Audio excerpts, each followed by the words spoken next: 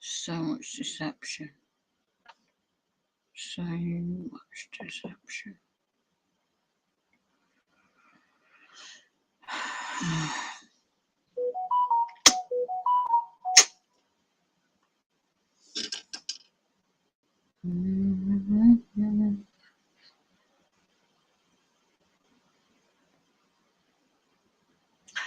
Evidence raised in Freemasonry. UK gang stalking Freemason lawyers. Oh, just really triggering NK Ultra trauma based mind control. Cough, cough. End times, demons, mind control. It's all staged by Stuart. Stuart is a really evil man. He's abused women all these years. Allegedly, with YouTube, I'm going to say alleged. He lives right opposite me. He sold his soul out to the lodges years ago. He was a lorry driver years ago. Out to the lodges. He frequented sex workers years ago. He frequented all the, being a lorry driver, he travelled round. He sucked up to all to the owners of bars in the town for years. He knows exactly what I know of this dirty laundering. His dirty secrets. The things he had to do to sell his soul, and his problem, not mine. He's going to answer to the maker one day, not me. But how dare you, you perp, you demon, you reptilian shape-shifting twat who's been cloned, allegedly. So, you began all this libel and slander as soon as I moved in. I got evidence of 2011, written evidence I found today, that you're behind it. Ever since I moved in. You got Carol, the late Carol, bless her heart, she passed away a long time ago. So you made sure your connections in, oh yes, I was married to a Mason. He was an evil man in the end, I found out. What do you have to do to get to a certain level in the Illuminati within the Freemasonry that runs this world since the 1700s plus to date? Because the underground world, the real world that most probably the majority public don't really know about is a cult, is the cultists sacrificing the innocence of children, adults. You name it, it's going on. And if you come across a path, I haven't done anything against this individual. It's not my, don't need to do that. And you get put on a list for something, excuse me, worldwide, people do get put on this for something you haven't done. It's just because you have a spiritual awakening and you have knowledge. And I won't be talking too long. I'm just going to let this play while I'm doing something else. So, he thinks, oh, money. Oh, I've got this 80 grand car. I hope you crash it. I really hope everything that you think you have in assets, you will lose every single thing. I hope everything will come tenfold back on you. What goes around comes around. So you think you're using your influences, doing what you're doing to me. And then they are using their connections nationally to national private limited companies, public funded companies. And you don't realise I do know how business and commerce works. Educate yourself to love and research a straw man and work out what the burst is all about. But even go deeper and look at the Rothschilds and how that corporation, well, the family bloodline, how they made their money was in oil. So, yeah, all these so-called, there's no such thing as royalty. Royalty's out the window, it's old hat. But it's all about the mind. It's all about the brain. The gold, the new gold is the subconsciousness. It is the brain. It is about soul catching of individuals that not have sold out to the dark occults, the demons, KKK, whatever you want to call it. Infiltration throughout the whole world is very deep rooted and very protected. So, I was born into a family, and what they do with a ritual child abuse is unbelievable. So, of course, for those that can disassociate from the memories of either witnessing or being subjected unlawfully to that trauma abuses, and it runs through families. And the setups are nice, and it's a massive worldwide underground industry. So when you go to my labs and dig around what that program and the Black Op project is, it's been going on for a long time. I had not realised the advancement as well in technology interlinked, why they're using experimentation on innocent individuals. So whether it's underground or above ground, in all different mannerisms and ways and methods.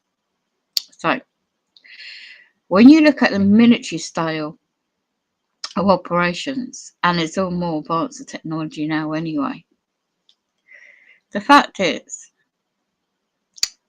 I'm not an expert, nothing, I'm just me. And the fact is, when you sort of like go down rabbit holes, you come out, and then you just go down a few more and come out, etc., etc. Well, full stop now. Spot a setup a mile away.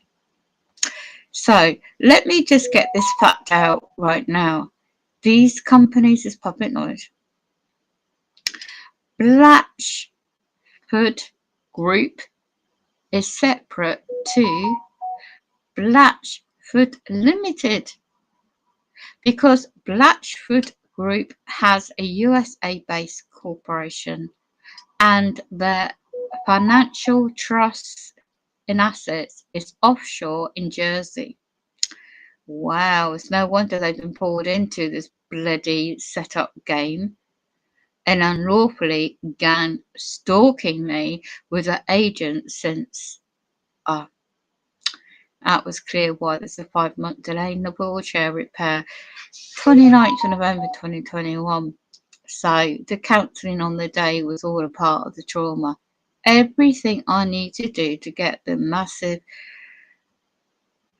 arrangements and physically exhausting just to get the powered type electric medical loan wheelchair sorted is a big effort, and they know that. So 2 years, I know why they blocked all of my emails, my recorded posts, chasing everything up, all correct, sentence, grammar, language, etc., politely worded, etc., to the agents of let's get this right, Millbrook Healthcare Group, with its investment international company that bought it out in England. So everything had seemed to be running smoothly for years until the gang stalking began, 2018, 2019 to date. Cold calling by that perp neighbour setting it up, deliberately telling him to bang on my bloody window and I can't walk, I'm bedbound. So yeah, this is direct harassment. Oh, don't you worry, what goes around will come around and bite you on the behind if you're not careful. So I have done everything I know, but we see it's nothing about what I've done or whatever. It's all to do with making sure I do not get the offer of the medical loan hoist. Oh yes, yes, Susan, if you see this, you play this back, you public servants, on 2017, you lied on the 10th of March 2017, and you said on a document, and I've got a copy from 2019, you said, oh, I don't need the hoist. I don't need the sling.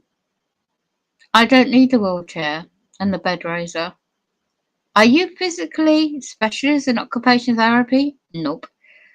Are you a doctor? Nope. Are you specialist in any of that regard? In disability as well? Nope. What are you specialised in? Nothing. Oh, what, just because you got some courses you done in mental health? Um, that's just a label. And I've checked you out and I checked all these others involved at the time set me up. You see, what I found out far back, as soon as I got one over, by 2010, 2011, throughout those years, 2013, and I stopped that abuse physically, psychologically happening by 6, not everyone, but 6 females a day. That's 3 times a day, 2 females together. That was by design. There's a good job of studied law from 2012. So deliberately getting a care company to go bust in 2012 was by design. By the public servants of my area, so I got bounced about with 3 different care placements. And I found out now to date how the funding comes into it. The individual that needs personal care or medical loan equipment for their ill health or whatever it may be in England is seen as a cash pocket, for these corporations to make funds out of the birth certificate trust bond account trading on the stock market in England. The Crown Corporation owns the title use of the birth certificate, and one has benefit use of in trust and equity law. And I am the beneficiary and settler, so one needs my autograph, one needs my consent as a living, breathing individual to obviously sign off contract. So these corporations and their agents can make a percentage from my trust bond account, which is worth millions. And so is everyone else's on this earth. I do not know how it works in different countries, but I know how it works in England. So if you don't do your live life claim and come forward that you're living in the system and come out of the commas, and whether you use maritime law, law of the sea, and canon law, therefore one is seen as lost at sea in commerce and business. So, but when you realise why everything's going digitalisation, it's all to do with getting the joinder automatically, especially on the computer systems of things by control, mind control. Wow. So why is this computer hacked? Why am I paying for anything? Because it's double dipping. When somebody autographs something, or you're paying with I promises to pay notes, which is what paper currency is. Coins are worth something in weight, in ounces or whatever. But these plastic currencies, paper currencies, are worth nothing. Promises to pay.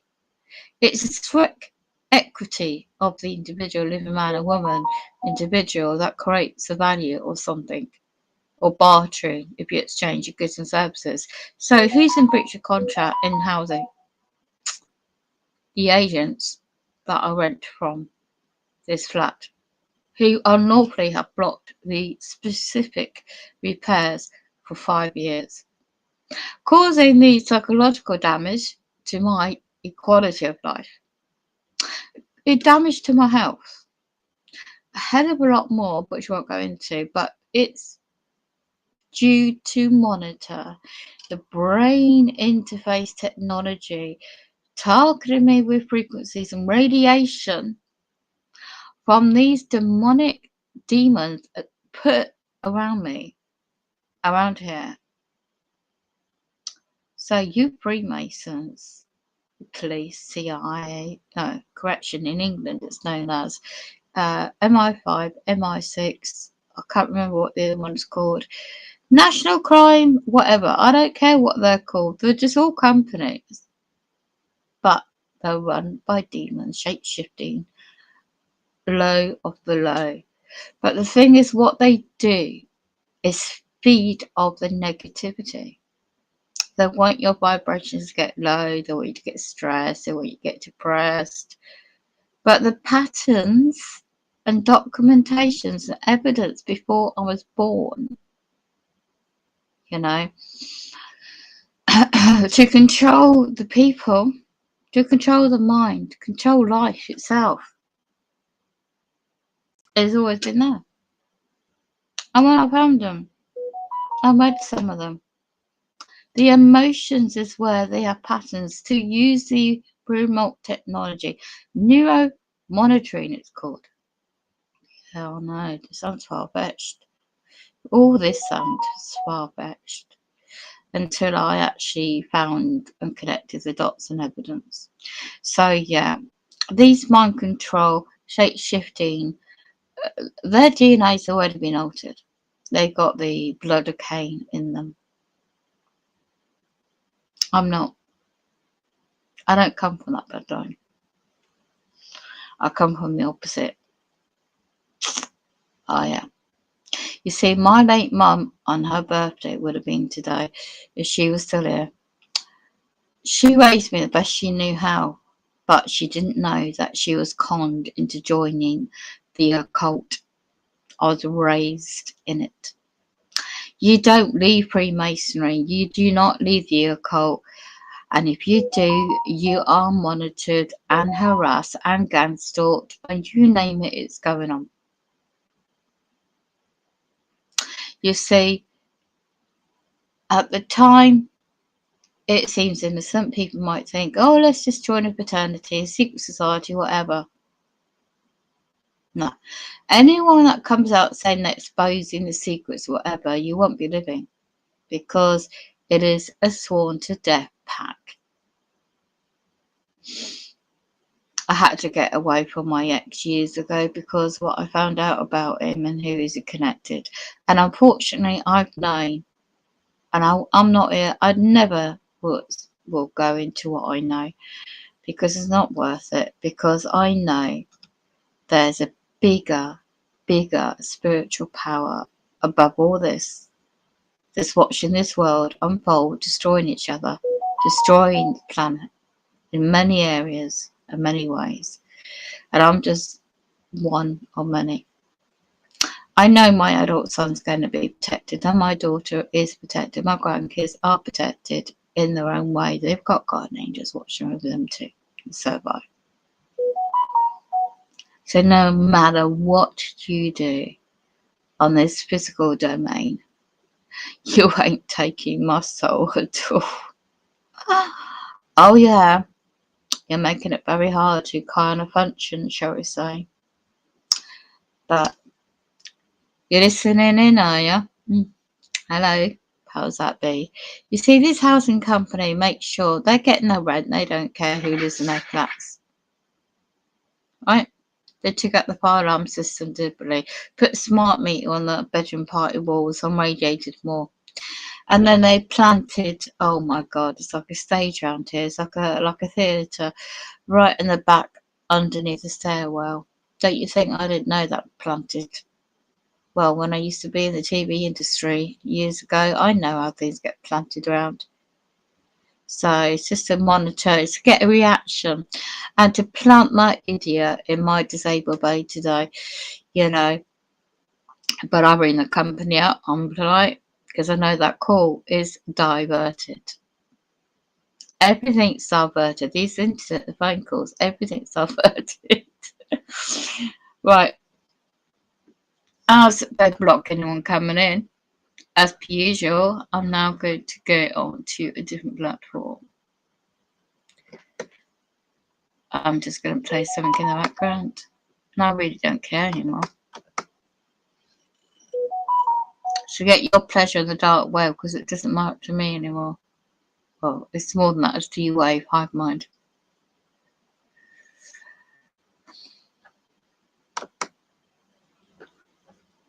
Right. Let's get rid of that. And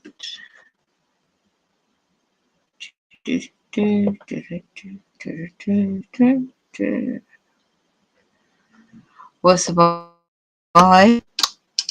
This is an interesting ride on this journey of life, I tell you that now.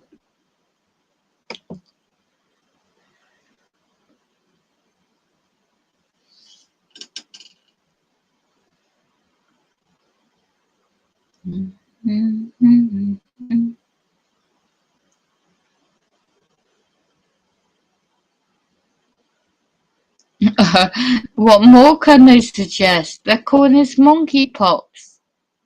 Oh my gosh, housing and market is all crashing down. What are people going to do? They don't have some kind of faith about them. Wow, wow, wow, wow, wow. Right, let's see if I can see something. Someone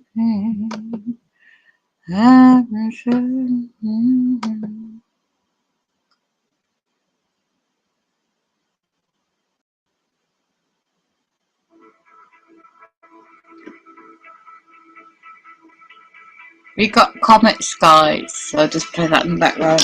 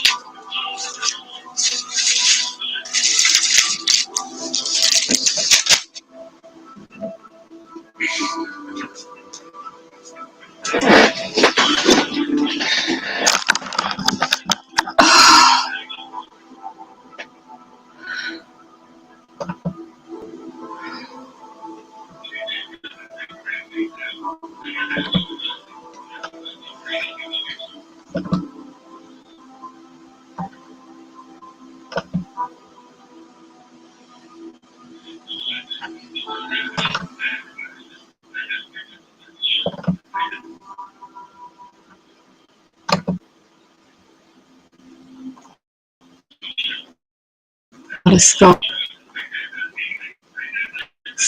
weather.co.uk.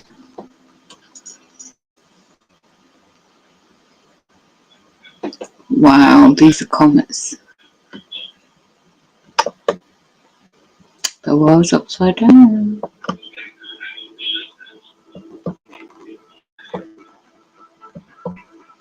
Huh. Which event insert? Which comets? Planet X, Nebra. You see, that's an interesting one. Educate yourself to walk. Go and research Nebra.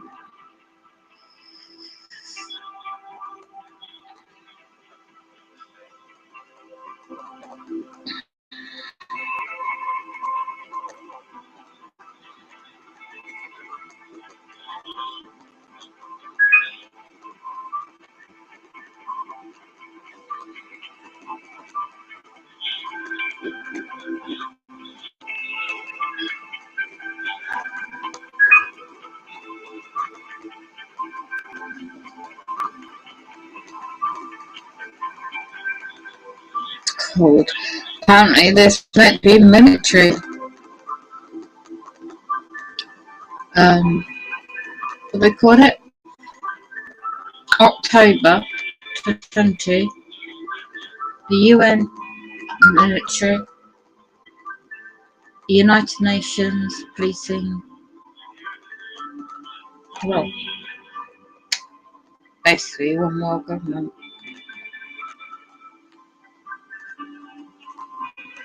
And they come out with a monkeypox. What the heck? I don't know much about that, so I can't comment. So apparently there's going to be more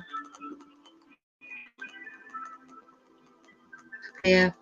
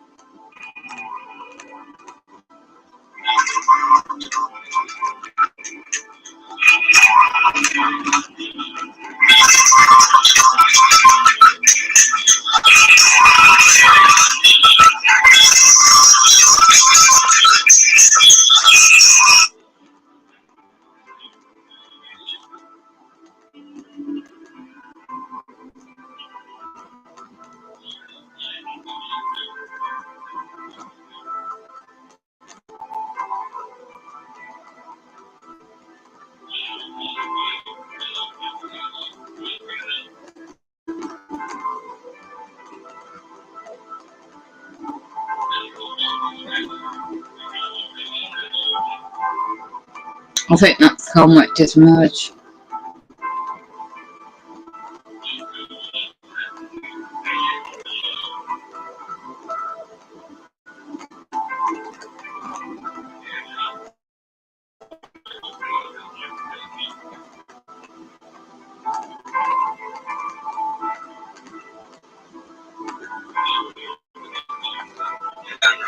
Some stuff to the land registry, and I got an email back Sunday morning at 20 minutes past 8, and I'm thinking, who the hell land registry would email me at 20 past 8 on a Sunday morning? Anyway, I replied to this guy, a guy called Guy Parker or something. Yeah, Guy Parker, from senior man at land registry. I sent him a couple of straw whiffs, emailed, and then we put this syntax and we ripped this into pieces. Ian helped me do it. And when I went on the Monday to see if he'd replied, the email that he sent me on the 15th at 20 past 8 in the morning has been removed from my Gmail account. He's been in and pulled it. He's been in and removed it, but luckily for me, because I sent replies to him, I've still got the copies of the emails that he sent me, so I'm printing them off and put them in a safe place. But he's come to my Google account into my inbox and removed them. Scott, how's he done that? Well, we all got the Secret Service, so we got GCHQ and all kinds of stuff like that. You know you're watching this. But it's just like, you might as well live in Nazi Germany if you're going to live in a country like that. I mean, my missus kicked off the other day. I don't know if you heard it a couple of days ago. This Chinook come over about trying to under a few. Oh, yeah.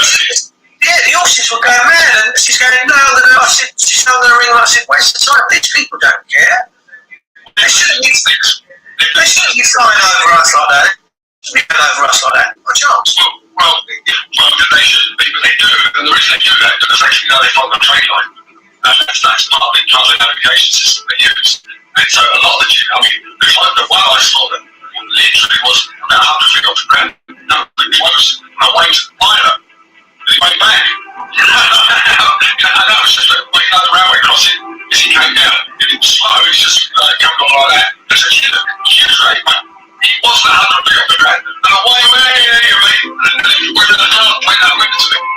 But what about if they had engine failure? I mean, I thought they was doing that down under Stoke Under, when they put it on. No. They do training. It's like training on navigation.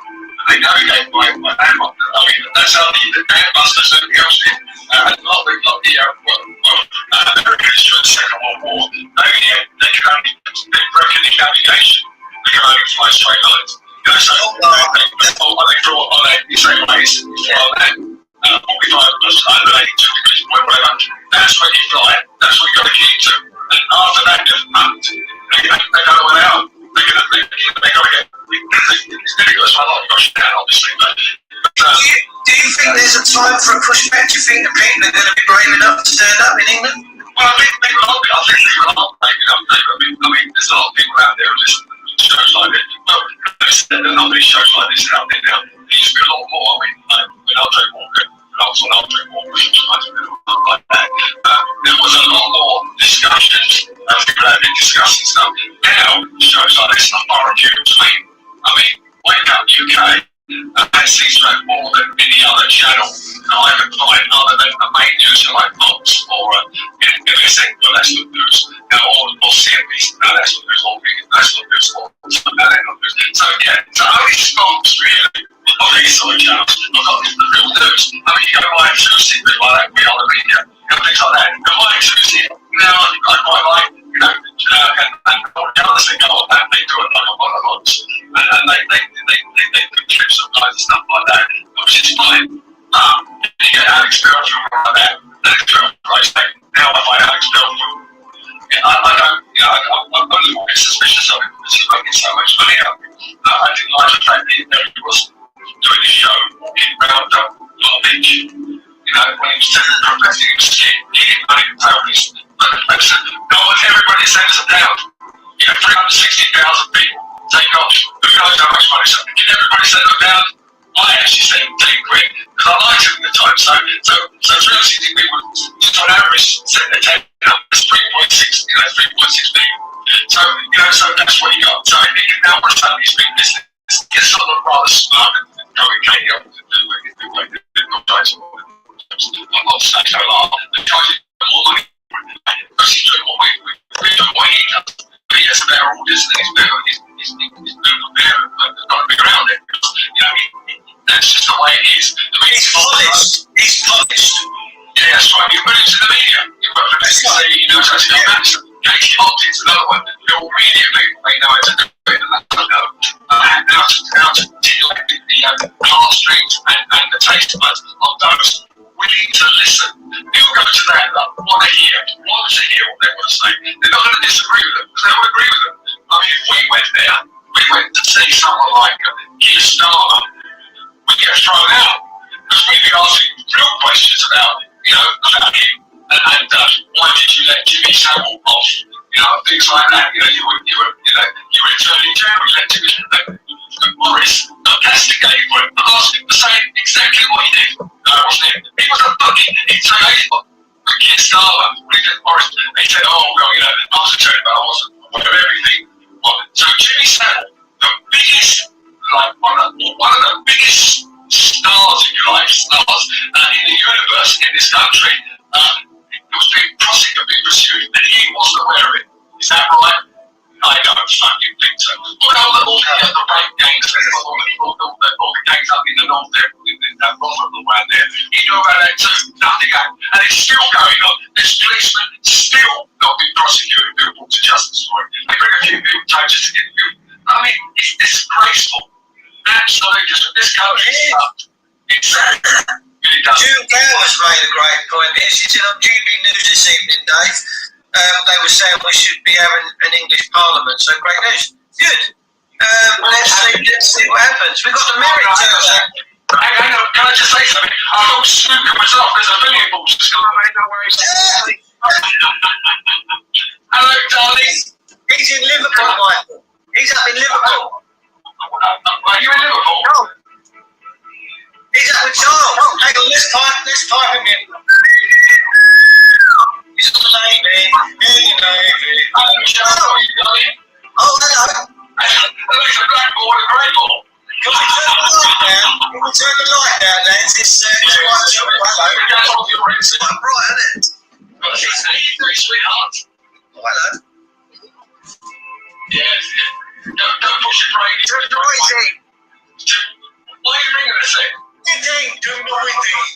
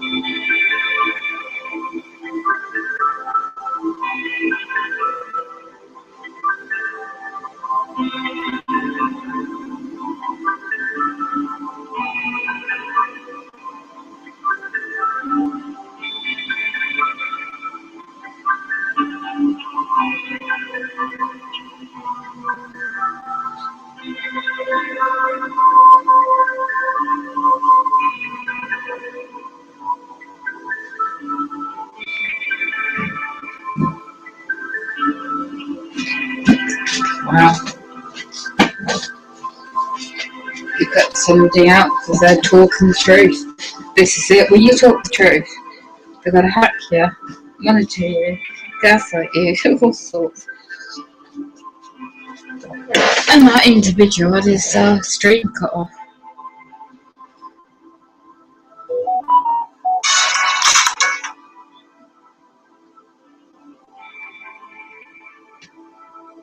Here we go, we're live. Yeah, here we go, we're live now. Right, so here we go.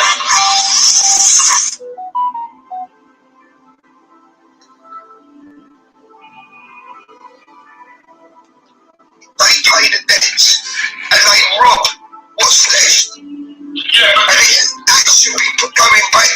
So where we're not upsetting it, that should be going back into the system. the thing is, you see, if you were to, that was to become apparent, you're giving the game away, aren't you? You're just exactly how the game works. People don't know this. They don't understand what you're saying. This was what was hidden from us. It was set up like this. This is how it was set up. And they done it so we could offset it.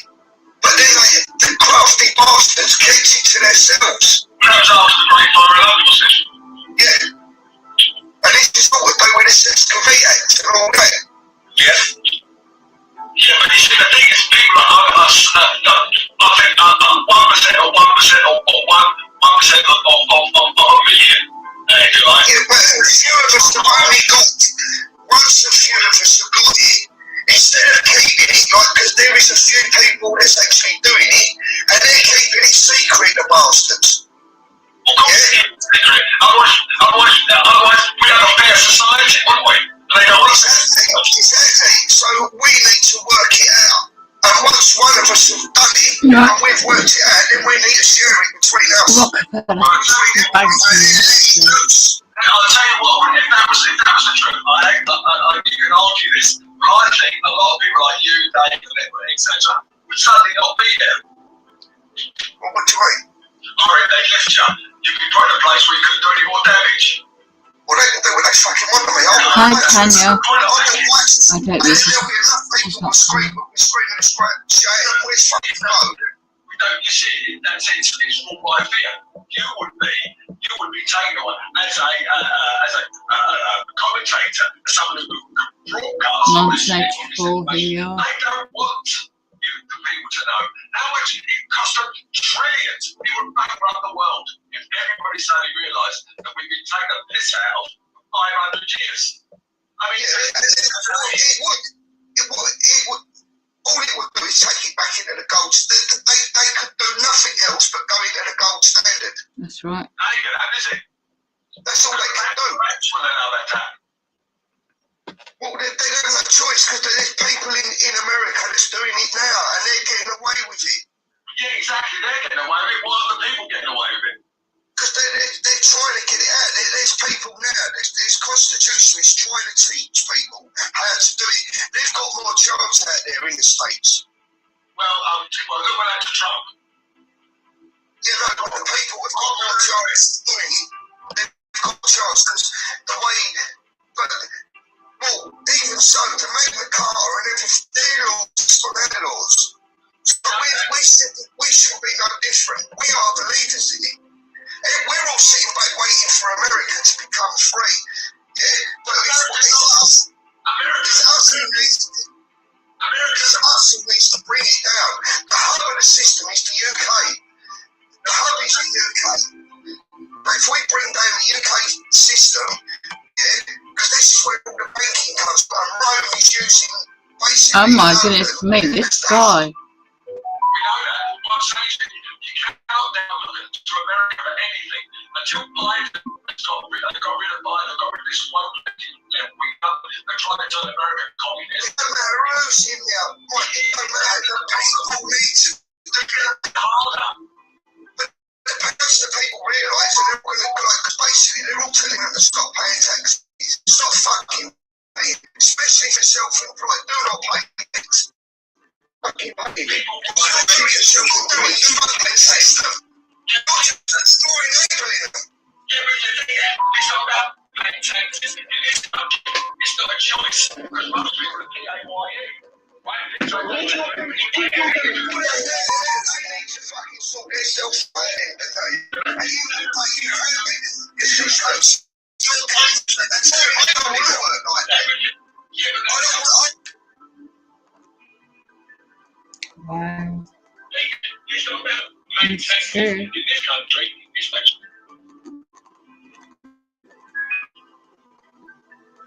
I'm hacking my phone. choice because most people PAYE. Right? So you pay everything you do. I don't like it. I'll just stop that.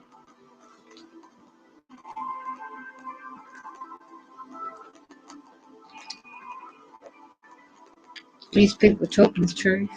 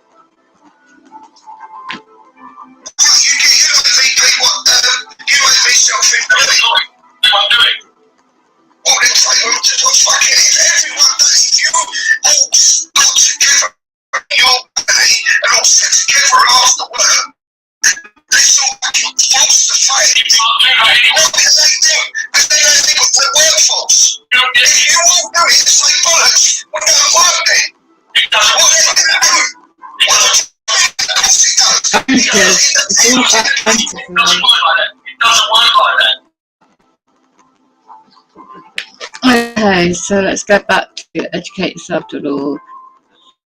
Education.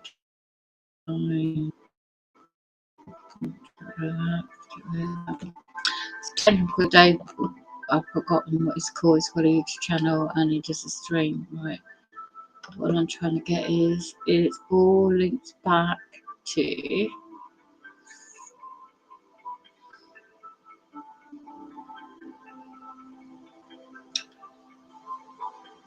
you really need to dig deep to the history of the banking system and the monetary system and the way the world is. So you got on this site, you've got the Rockefellers, that's worth investigating. You've also got the straw man explained.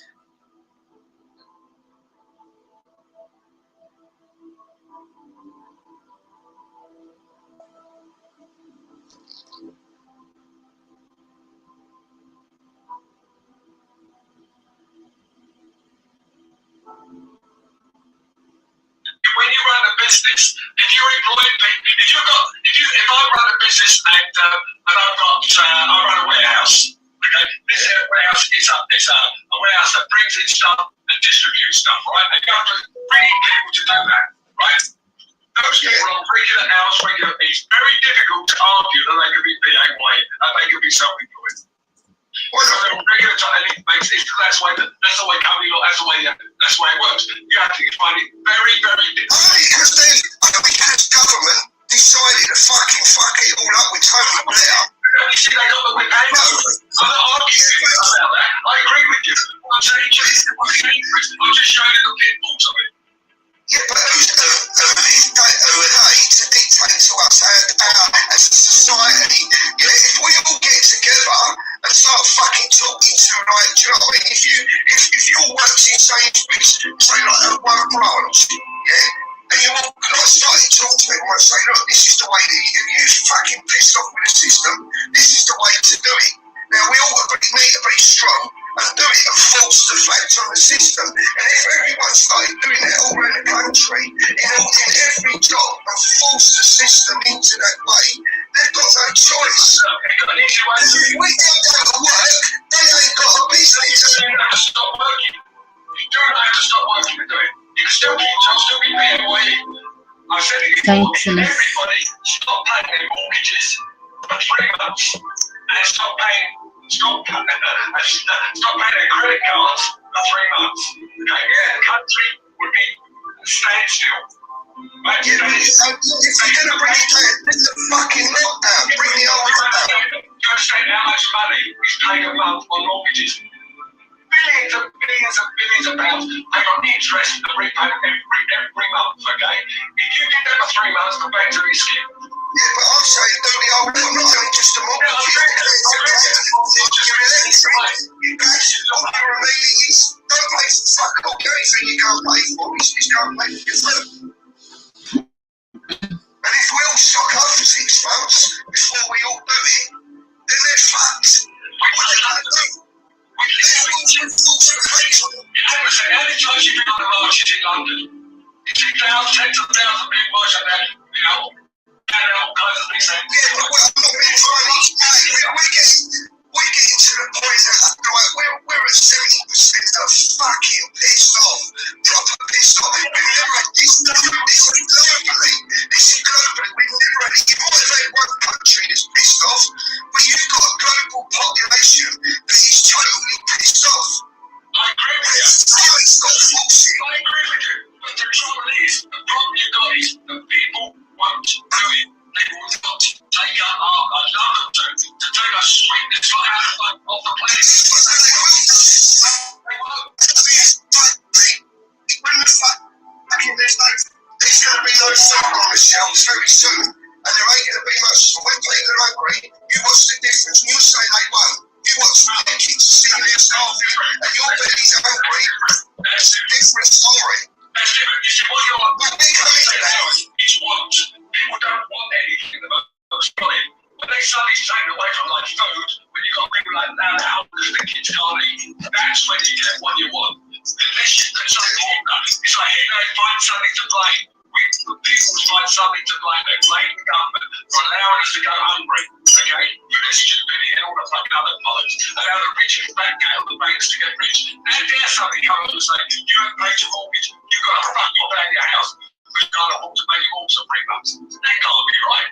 That can't be right. How dare they come along when they're charging 25, 30, 50% on a credit card and everything else and say to them, all of a sudden, your mortgage is going up.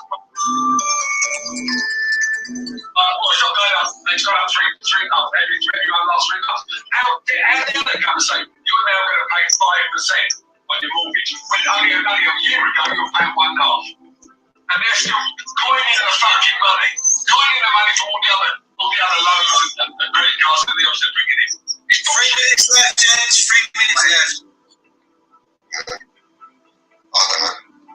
We need to have this debate. It's getting up. There's people out there, right, can't be at the moment. There's people out there having their gas and electric turned off because they can't pay.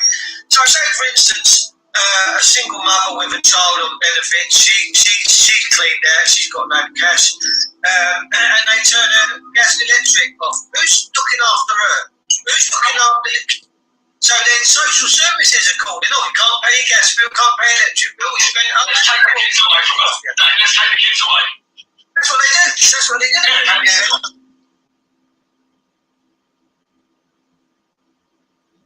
Yeah, but this is where we all need to start fucking clubbing together. And don't let them. When they go like that, then we're all got like. If everyone fucking, if there's a family down the road and their meeting's turned off and body, I'm sure everyone down the road could all put a fucking story and pay their fucking eating bill for them to get them back on. Yeah, exactly right. I agree with you. And you just got to fight as a community. We've got something tribal. That is the only way to do it. I agree with you. I do agree with you. But the trouble is, how did it work? It's like, I'm not being funny, all the other communities though, the Muslim community, the Jewish community, they all stick together. But us idiots, we're like a load of mouths, we don't even help each other. I agree with you. I'm the same. Right, listen guys, we're just coming up to the top of the 12:15 and past 10. It's been a nice little heated debate last 2 minutes. We need that every now and again. That's really good. Fabulous for everyone for tuning in tonight. All these videos that we do are for educational purposes and entertainment only. And we'll see you all again next week. And we hope you enjoyed the show tonight. And my last little few comments from Michael and Copy Patriot, and then we're out. Yeah, see you later. Yeah, I know. I think we've got to enforce the fact that we turn everything got to turn it back to self-employed. That is the way. All this fucking is bollocks. It's the only way. Yeah. Because then you can withhold your tax, and it's the only way. Otherwise, they're robbing you. I wouldn't mind paying tax if it was fucking honest. It's not. It's not that. Right, Michael, what's your last views? Well, the thing is, this gets back to what we were saying earlier. When he said, well, when people are hungry, that's what exactly. It's what he did. He found someone to blame. We can blame the government, we can blame whatever. But when people are hungry, it then becomes serious. Everyone knows who's to blame now. It's all over the internet. We've been watching it for the last fucking how many years? Yeah. We've been educating everyone. Like I said, that's what I'm saying. 70% of people know the truth. Who's fucking behind it? BlackRock, all these people. We know the facts. We know it. We know. Everyone knows it. The 5 families in New York were the gangsters. The 5 families in the world run the world. Exactly. Not sure. Ladies and gentlemen, back next week. We love you all. We hope that you all enjoyed tonight's show. If you feel free, you want to come and join the show, please do. We always share the links. And if you haven't got the link, please come and ask, and we will really come and hear your views, get your voice out there. You are valuable. You are gorgeous. We'd love to hear your voice. So until next week, thank you. One more thing. On Saturday mornings, when I was a little boy, we used to have like children's and children's faces used to finish with good night, children. Good night, children. Good night, children. Thanks for tuning in. We love you all. We'll see you all soon. Take care. God bless. Goodbye. Good night. Good night.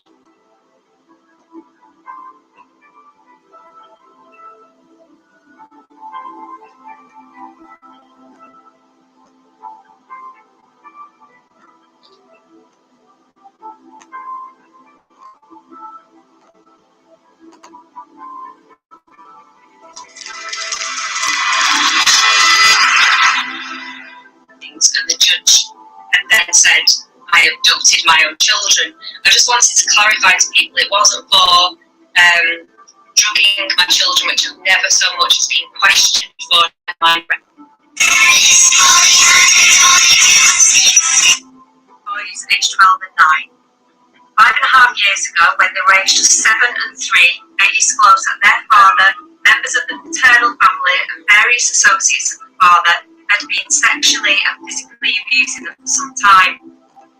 My eldest son also made disclosures of his father injecting. Hair tests were positive for zolpidem and 2 types of benzodiazepines. These are commonly used in date rape. I took the drugs evidence into family court. The secret family court judge ignored all the evidence and came to the perverse conclusion that the abuse hadn't happened, and that me and or my mother had drugged my sons to corroborate evidence against the father. The judge said in his judgment that we were unhappy with the police investigation and thought it would go no further without some sort of cooperative evidence. My mother and I immediately took a polygraph test that proved our innocence. Horrifically, the custody of my sons was given to the abusive father and deprived of all contact with their mummy, bravely speaking out. I've been bound to silence by an injunction forbidding me to name names of those people involved in the appalling abuse of my sons, thus endangering their lives and the lives of other children. So a few days ago, a rather disturbing song on SoundCloud was brought to my attention that was made by my ex-husband and his band. The band mysteriously split up straight after my sons disclosed. I am forbidden from naming any of the band or any named abusers that appeared in court. So given the context of my son's disclosures, I found the song extremely disturbing.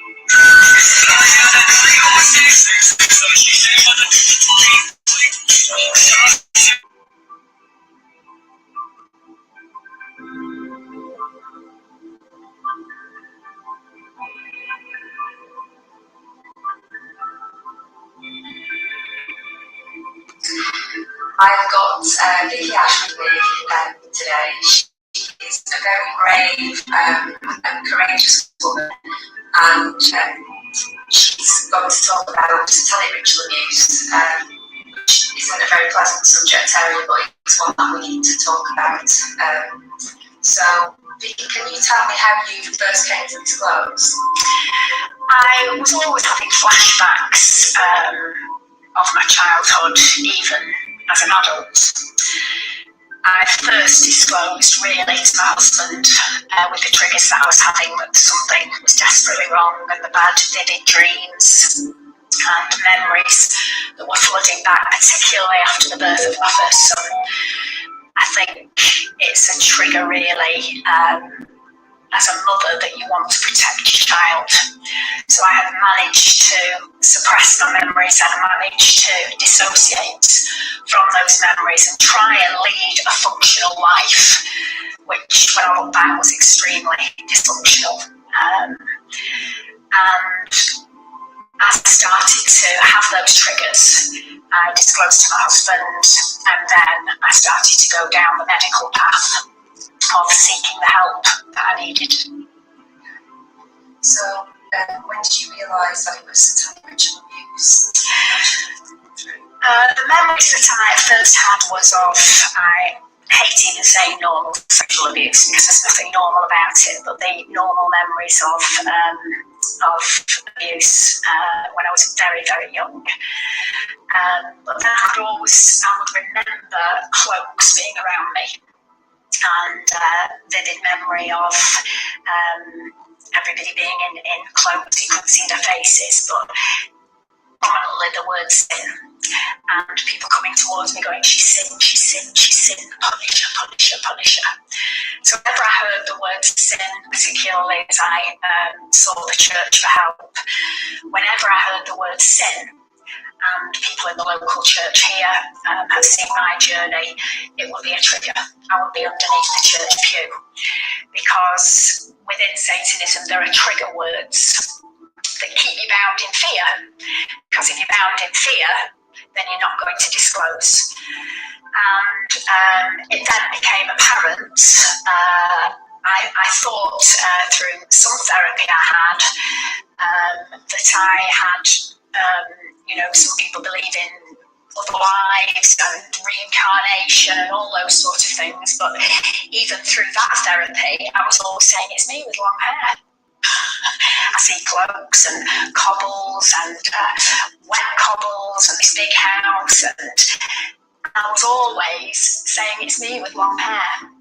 And then as I became strong enough, because I do think it takes strength when you've been so traumatised, the mind's very, very fragile, and in God's grace, I think he brought the memories very, very slowly. As I could deal with them, I realised that it was me with long hair, and it was my childhood, and that the memories that I was having was not a past life. It wasn't, that would have been an easy way out, thinking that it was somebody else in a past life, but that it was my life. And it's just all these years, I've been disclosing now for 30 years, has just been a jigsaw coming together, piecing the jigsaw of truth. And it's not a palatable subject, like you said. I've often wanted to just get on with my own life. I'm through it. I'm still married to the same man that I met when I was 16. I have 3 wonderful children who are all grown up. And I could just move on and get on with my life. But I know that I have a duty to society and for the sake of other survivors that haven't managed to come through as I've come through, and to children and the protection of children. Because Satanism is just as Christians would go to church and have meetings and invite people, so it is within Satanism that there are covens and group meetings and grooming, and Satanism is growing in our country. And once people are involved, we know that Audrey Harper's written a book about witchcraft, Doreen Irving, that haven't particularly want to be involved, but once they've witnessed something happening in one of those coven meetings, then they're in it. And it's very, very hard to come out. It's a bit like being in the mafia. Even if you, often with Satanism, it's generational. So we know when I watch The Godfather and Mafia programs that once you're in it, it's very, very hard to come out. But I've always said that I'm a voice for those people who do want to come out. I'm a voice for those people who don't want to be part of that. And that there is a God who's ready to rescue them, and by His grace He will save and restore them. Absolutely. So when you say generational, do you mean so parents can be involved, grandparents, and it can just kind of go through the generations, literally? Yes. Did you disclose to anybody else? As soon as I spoke to my husband, obviously, I spoke to my doctor. Then I was helped by a wonderful lady, Diane Core, from Child Watch. She was known at the time, this is in the early 1990s. She ran a child abuse outreach called Child Watch, and she advised me to go to the police. She said that I had a duty to go to the police, and then once I'd done that, I'd done the right thing. And she also introduced me, told me to go to my local MP, Geoffrey Dickens, a wonderful man at the time, which I did.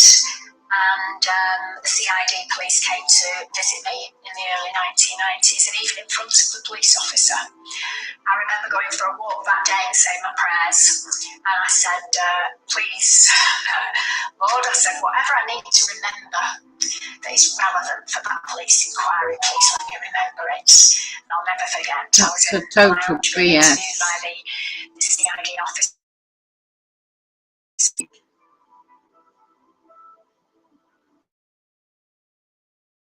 Satanic ritual abuses means you won't, if you're going to the police in England, you won't get a remedy. And even if it's historic, unless you're connected, your family, to Freemasonry. What a stupid bloody interview. Or somebody that says she had kids who were taking, and she's a survivor of a ritual abuse. All due respect, I don't know the interviewer or the individual being claimed that's happened, and how this individual female is using her connections to portray that. In fact, she's also using a Freemason called John Wedger, who's well known, connected. Shameless. I'm Samantha Baldwin. I can't talk about, as many of you know, I can't talk about my case or what's going on. But today I'm here with John Wedger and also Vicky Ash. So we've all known each other for some time now, and there are certain circumstances in our lives that have brought us together. So today we're going to be talking about a number of issues that have affected each one of our lives, mainly to do with corruption, and Vicky will talk about what's happened to her and the obstacles that she still continues to face, and John will also share. I mean, I'm sure a lot of you have already. Exactly, somebody posted on this chat. The higher degree Mason, clergy, royal, or last 200 years bloodline, the control of the wider populace by traumatizing select children identified as potential problem makers as they grow. These also generational selection of some children, gifted, shiny spiritual history. The spiritual suppression by abuse is important. We are more powerful than we know, and there's a reason we don't know. Women have the keys to spiritual power, and their targeted suppressions.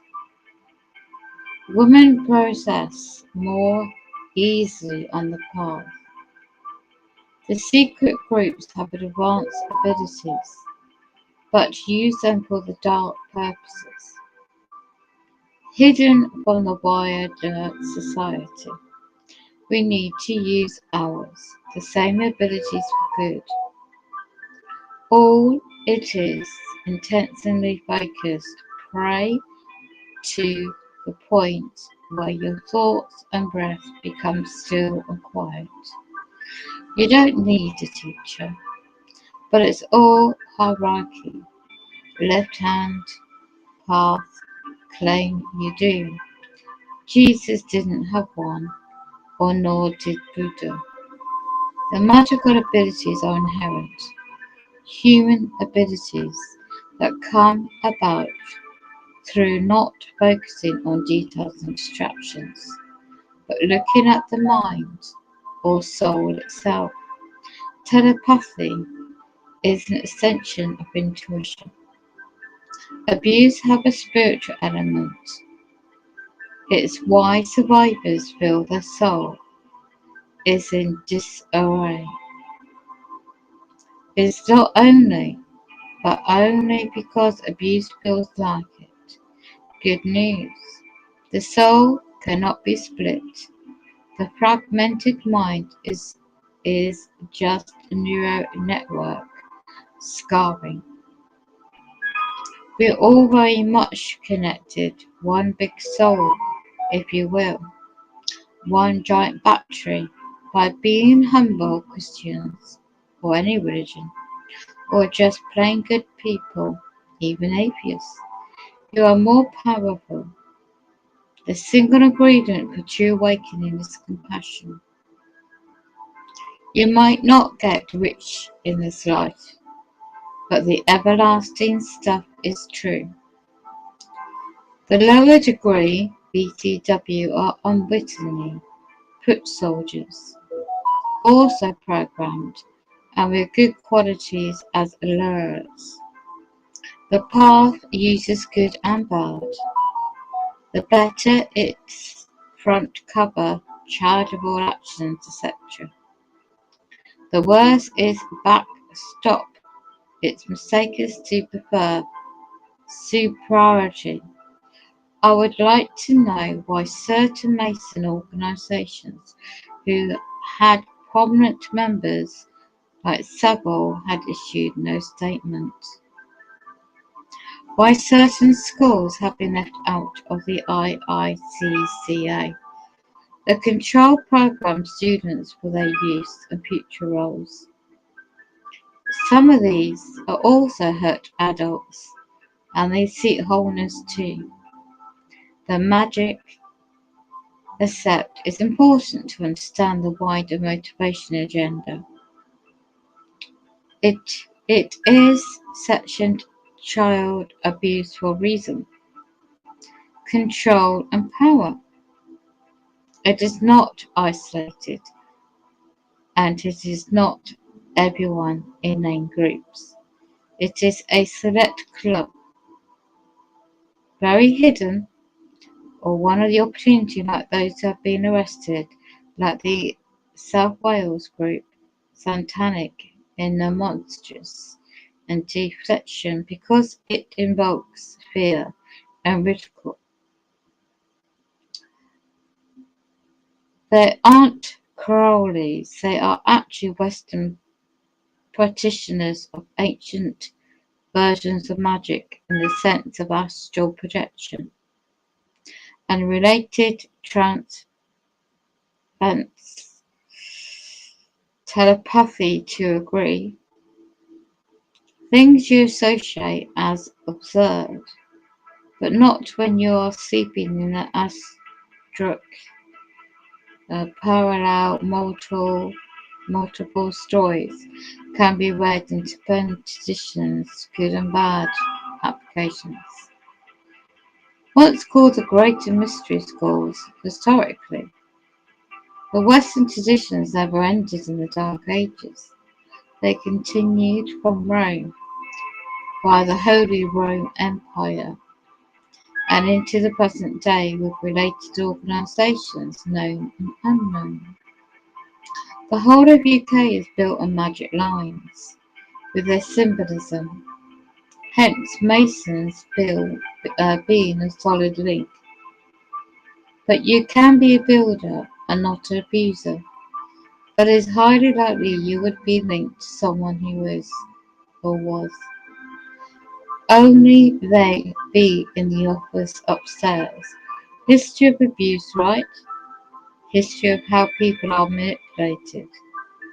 Throughout history, you guys are like Skywalker.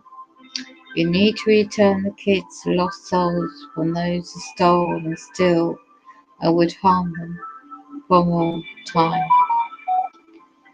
This one thought held in Jim Bond's heart by as many as possible, even for a few minutes, will turn the tide. There's uh, these are enemy of children waiting for help. If you are scared, ask for the help. The Masons say, as above, so below. Imagine the power returning to the children is already done. It's quite an interesting look into this.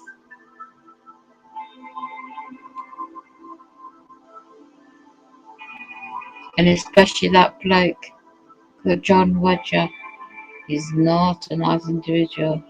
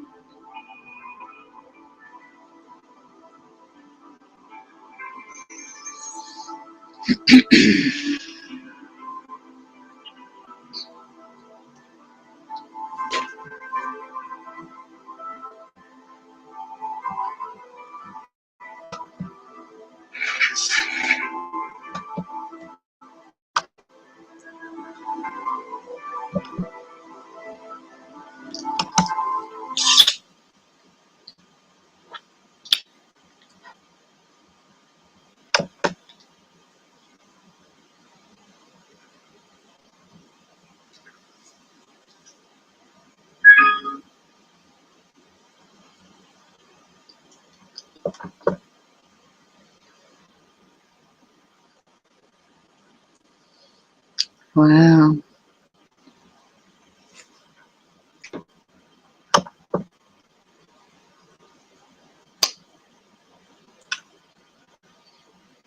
Wow.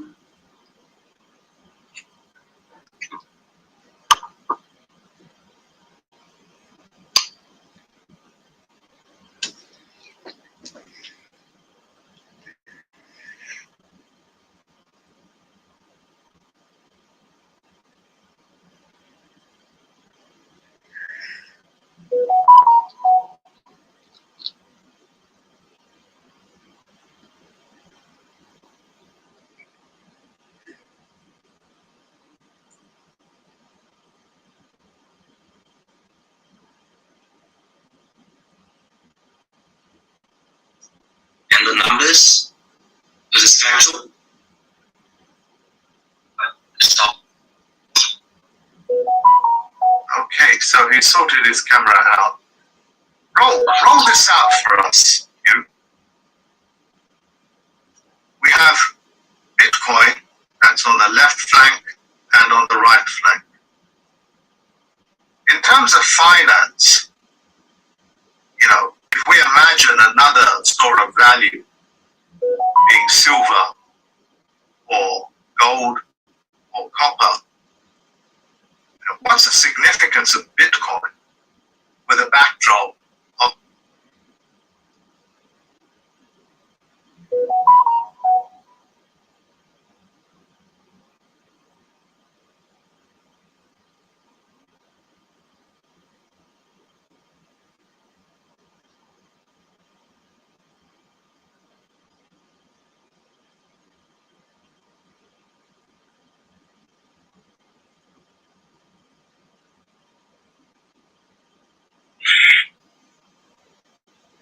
What you are hearing, folks, is for the first time in history the public revelation of the origin, the history, the dogma, and the identity of those who operate in secret to bring about a worldwide totalitarian socialist government. They are known to Christians as Mystery Babylon. It is an ancient religion.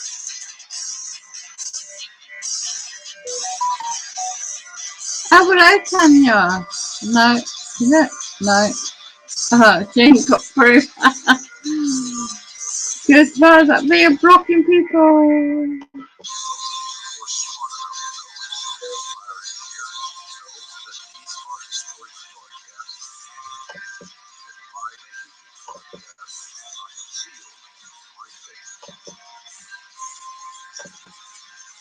The sun enters each heavenly sign or house of the zodiac in what is called the 30th degree and leaves at the 33rd degree.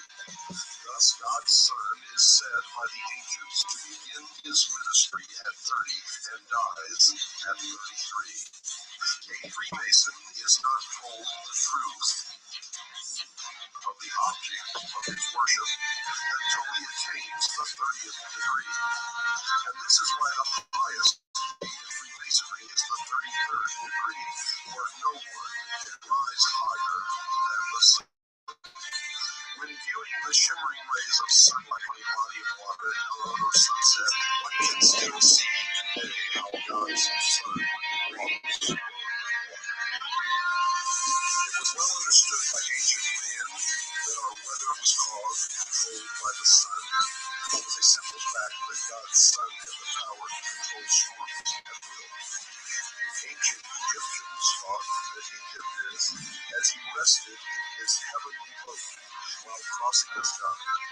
Thus believed that God's Son quieted the tempest, or great storm of the sea, while in his boat, which boat? The boat of Isis, Ra, the sun god, also known as Osiris, in the bark of millions of years which he traversed the heavens.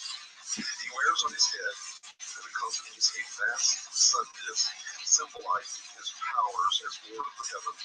The bone form of a serpent bears his eye, and the god is seated on a pedestal, representing the yet divine order.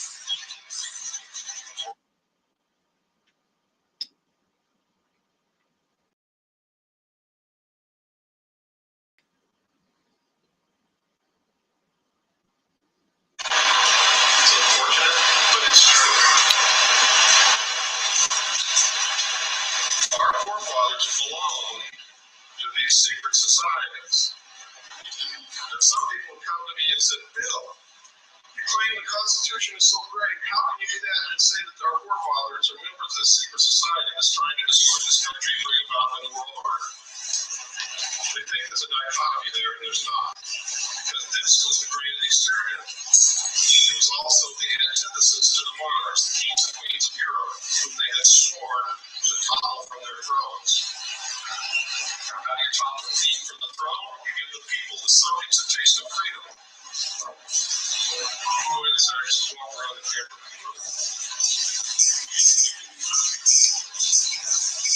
All through history, let me give you a little background. All through history, man had claimed that he didn't need to be ruled by kings and queens, and that he wasn't property and he didn't want to be property. So until the time this country was founded, no people in this whole world had ever been free and had always been the property of the ruler. The king, the queen, the emperor, whatever they call themselves. Man was a property just like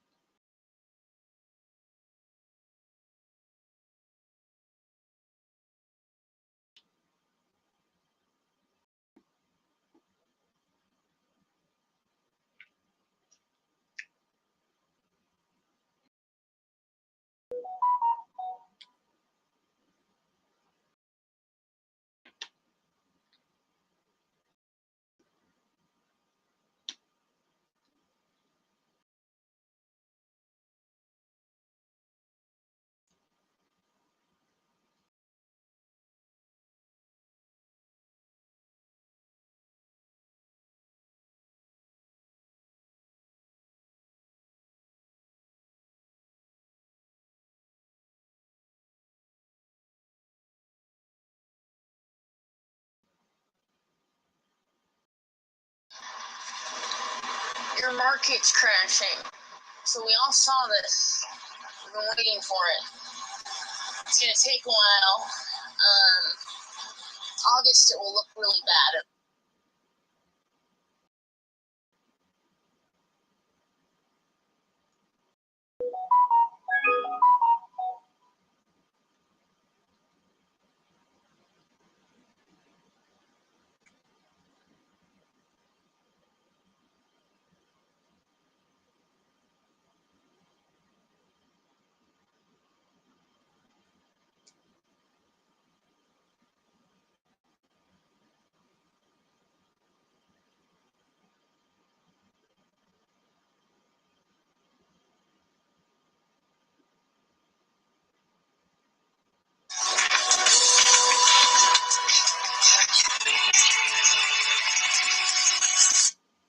Programs off-world, some of my own experiences.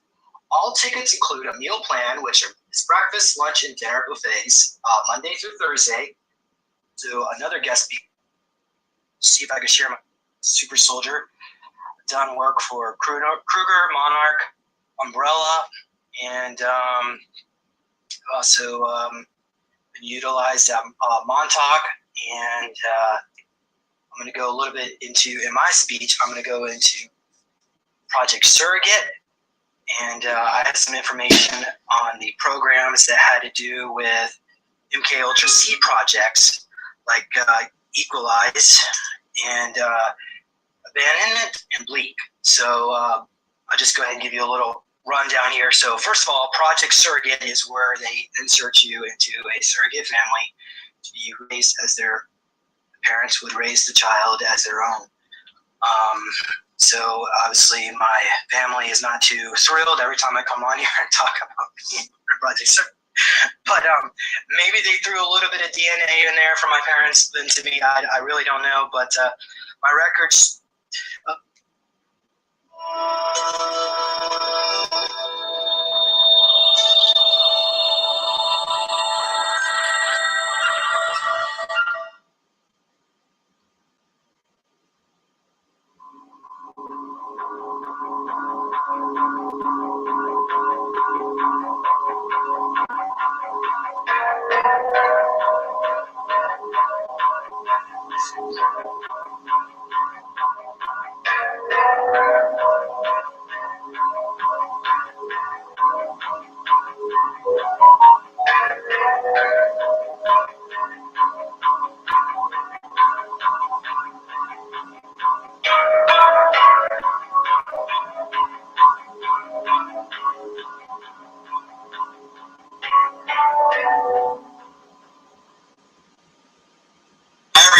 is Denny with my YouTube channel, Why Is This True? And joining me today from the Pacific Northwest is Anthony Zender.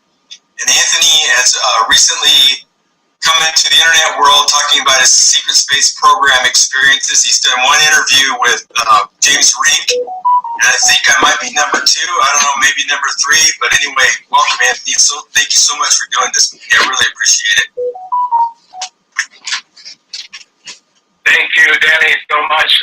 Yeah, it's good to get this out. It's good to be on the show. And because I will say, right now, they don't want me to be doing this interview. But when I say that, I don't say it in like a negative way, like they're trying to harm me. They don't want me to really come forward with what I'm about to talk about, because it may be too early, but they just, they want to keep it quiet right now. So, but I'm ready to start telling about my experiences with the secret space program. So I'm ready for any questions.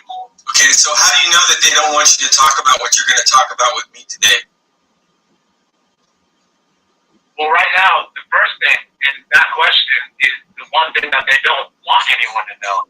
Because right now, where I'm at, I'm actually in Bellingham, Washington, and I'm out in the middle of a forest.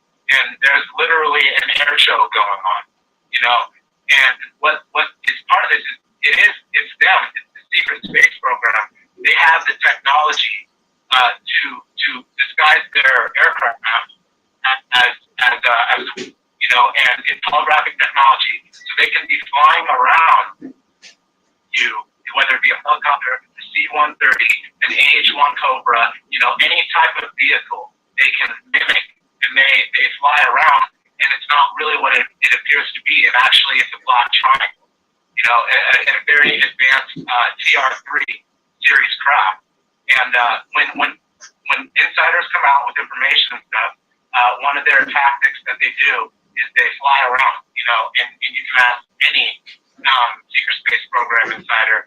They'll have the black helicopters, they'll have plane flyovers, and that is really them trying to get them to stop them from what they're saying, because they're starting to disclose, their presence. So that's what is happening around here right now. And what I found out, and that's how I found out that I was in the secret space program in the first place, was because I started noticing planes flying around me all the time, and black helicopters usually, and I was like, what's going on? And I looked deeper and found out it's them, Right.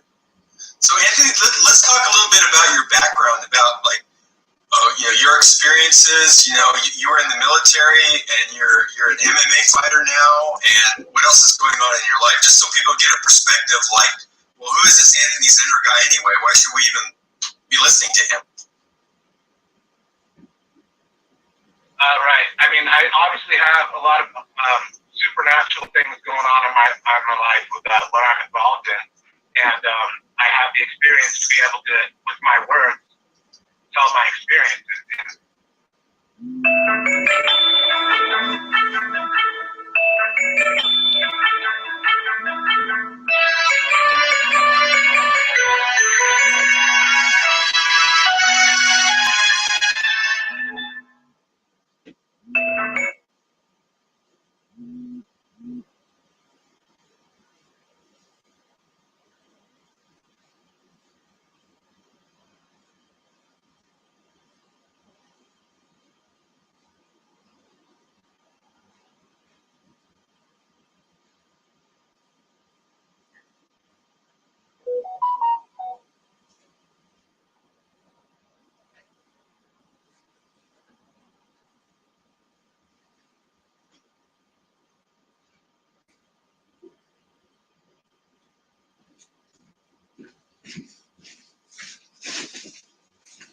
Well, they cut that off then, didn't they?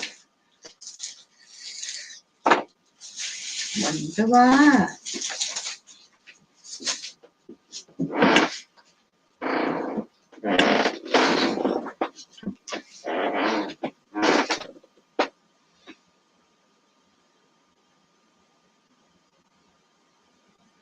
Why is it cool outside?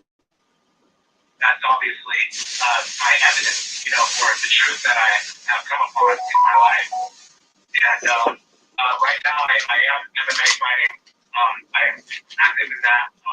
I'm doing multiple things, and that's obviously part of the multi-dimensionality, experience, and that's kind of tapping into the full, more brain potential usage, which is actually what Super Social Program is all about. Is obviously higher intelligence, higher brain usage, and that comes through meditation and all of that. And I practice all of that, so I'm able to do multiple things. And I also finished writing a book. That is in the processing phase. It just the edited manuscript was just edited. I sent it back, and now they're in the processing phase. So that was an 8-year project that I just brought to completion, and it's going to be on Amazon, Barnes and Noble, and around the end of August. Okay. So do you have a title? Yes, it's called Son of the Morning. Oh, that's right. Okay. Yeah, so I'm very excited about that. I write out my whole experience, so I'm coming straight forward with it. And I'm willing to present my face and everything with it, and go onward to what this is leading to. The destiny that I made for myself with writing this book. Okay. And you have a background involved in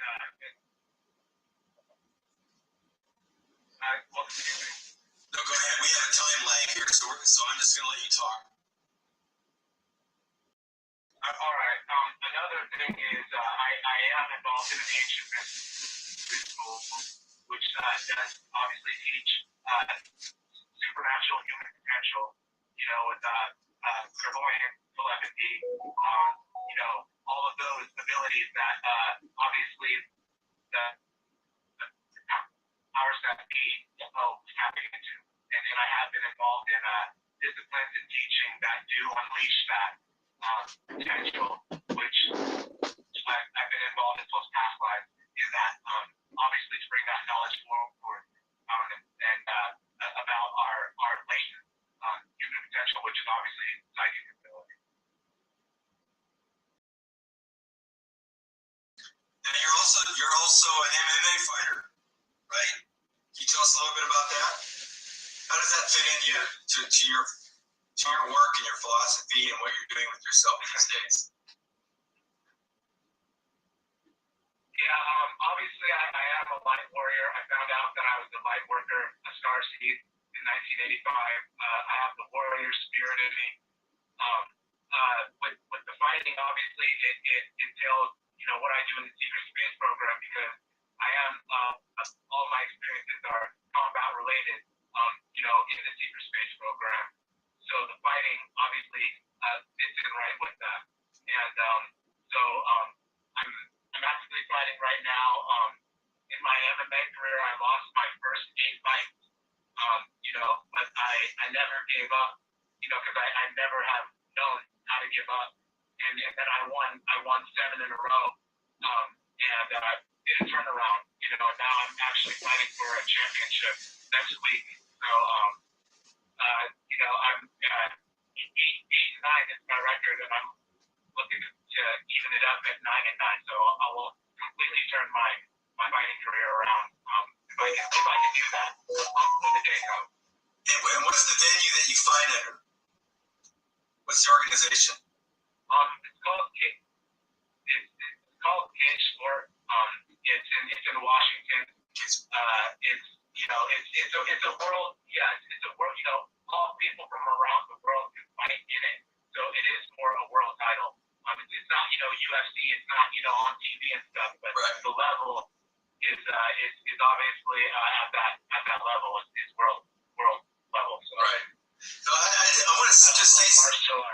I just want to say something for the benefit of the viewers. And why is Denny so interested in MMA fighting? And I'll just tell you that I actually went into, I think, about 3 to 6 months of training when I was 49 years old. That was about 11 years ago.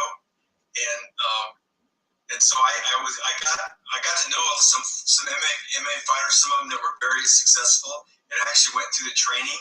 And I have huge respect for anybody who undergoes that training. It was one of the most intense things I ever went through in my life. Of course, I went through it in the wrong period of my life. I was too old, but it was a great experience for me, and I just have huge respect for anybody taking something like that on, because it's really challenging at all levels, not just physically, but anyway, I'm not a big proponent of fighting or anything like that. I think that's like the wrong direction for humanity. But in terms of a discipline, it's amazing. It's an amazing sport, just because of the discipline aspect of it and the physical conditioning that's required. Just the aerobic part of it alone is off the charts. It's incredibly demanding. So anyway, I just want to put that out there, because I don't want to trivialize that as the lifestyle. Just because it's fighting, we have to go throw it in the dust can because we're all light workers or something like that. You know, I mean, I understand people are going to have problems with that or whatever, but anyway, I just wanted to put that out there, you know, in case someone's wondering, well, what's Denny's play in this? You know, I went through the training. I was injured all the time. I was sore all the time, and I was impressed all the time. So it's not easy though, but it does fighting, and I will say this: fighting. I am all out peace, but fighting makes you realize that you don't really want to fight peace. You know? And but I mean, I do it for deep. I mean, if you ask anyone, no one really wants to fight. So I mean, I know I'm doing this for a reason, to get my learning here through it, and then I can teach defense. You know, because I really want to teach people how to defend themselves. You know, when this all comes down, after I'm done competing. You know. Right. So then you also were in the Marine Corps.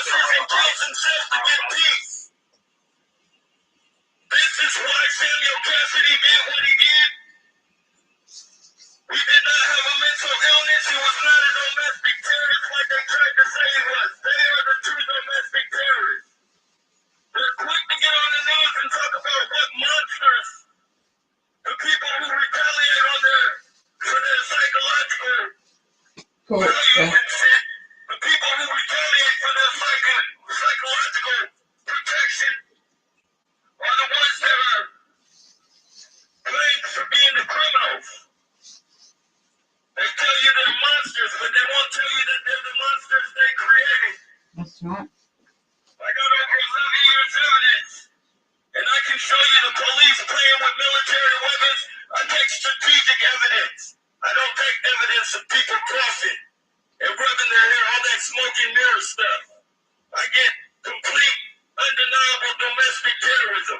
Yeah. Just the one headlight vehicles alone is enough to cause a paranoia within somebody, a crazy paranoia.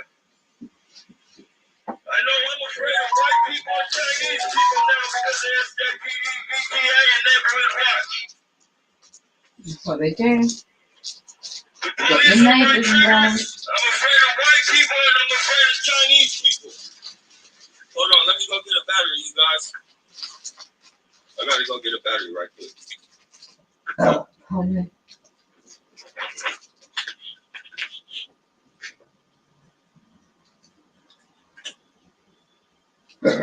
Pardon me.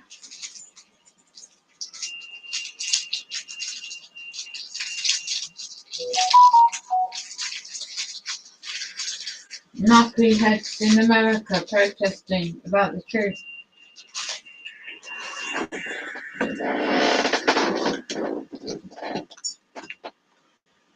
Perpetrating out there, destroying people's lives.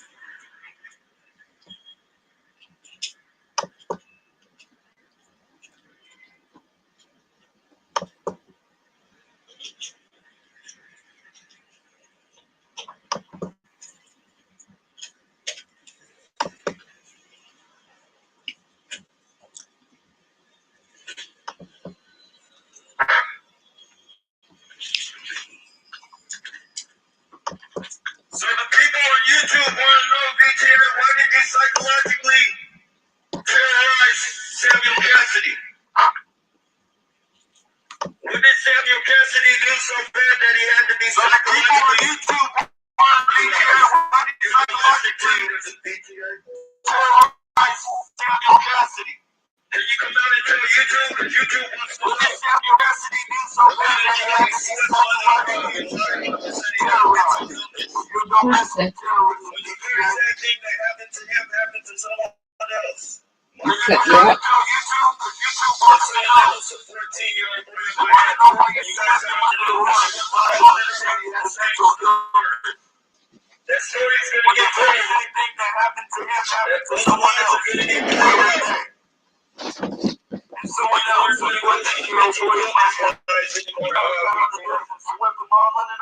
can't lie and say he had a mental illness. We all know that's what the American white man likes to do. And we all know that predictive policing is white supremacy and Chinese terrorism. Make no mistake about it. All these things you see out here with one headlight, all these Priuses that you see out here with one headlight, these are terrorists. Make no mistake about it. These are the people who killed Samuel Cassidy to do what he did. All these deaths were in the warfare, the American white man's type of style. He's been doing this since the beginning of time. In fact, that's one of the reasons I'm right here on this megaphone right now. I'm a citizen of the world.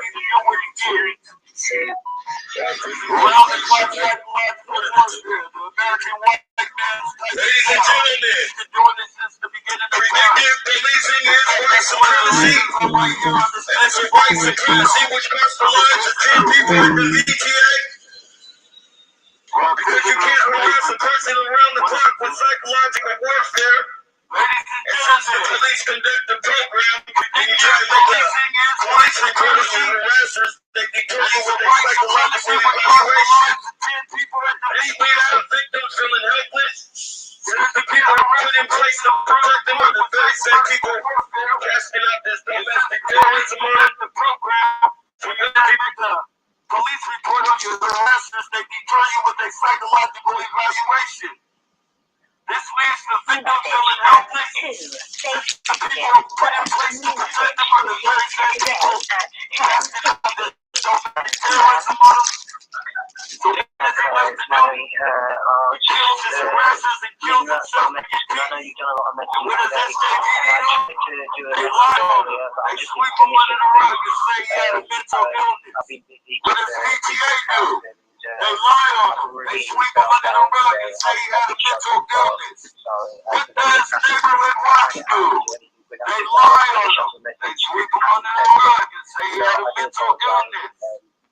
Ladies and gentlemen, you do math. Why do you think you're seeing all these vehicles with one headlight? In fact, why don't you go and get on YouTube? YouTube is here for everyone to enjoy. Get on YouTube. They'll tell you about psychological triggers. Just type in psychological triggers.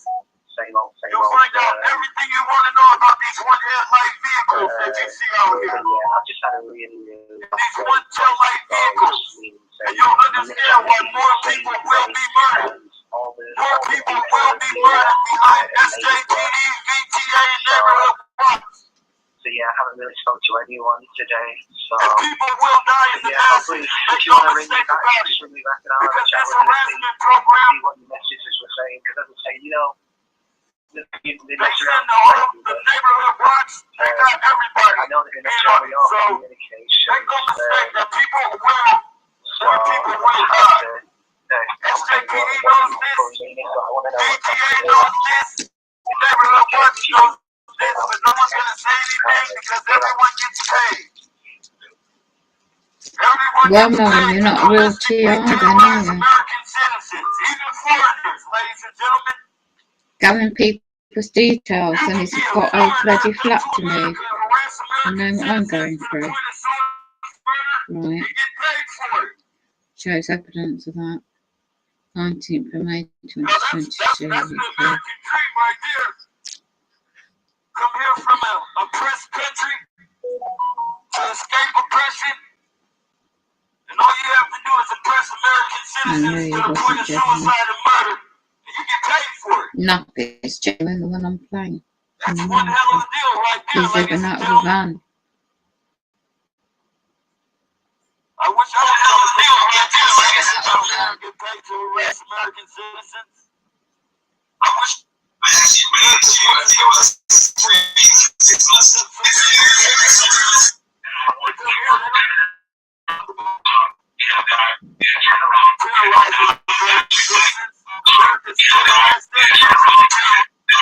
Every country you can think of, America's went in there and terrorized it.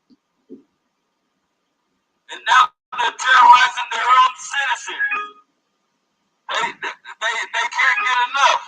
They ran out of countries to terrorize, now they terrorize their own citizens. America, and they want you to be proud to be an American.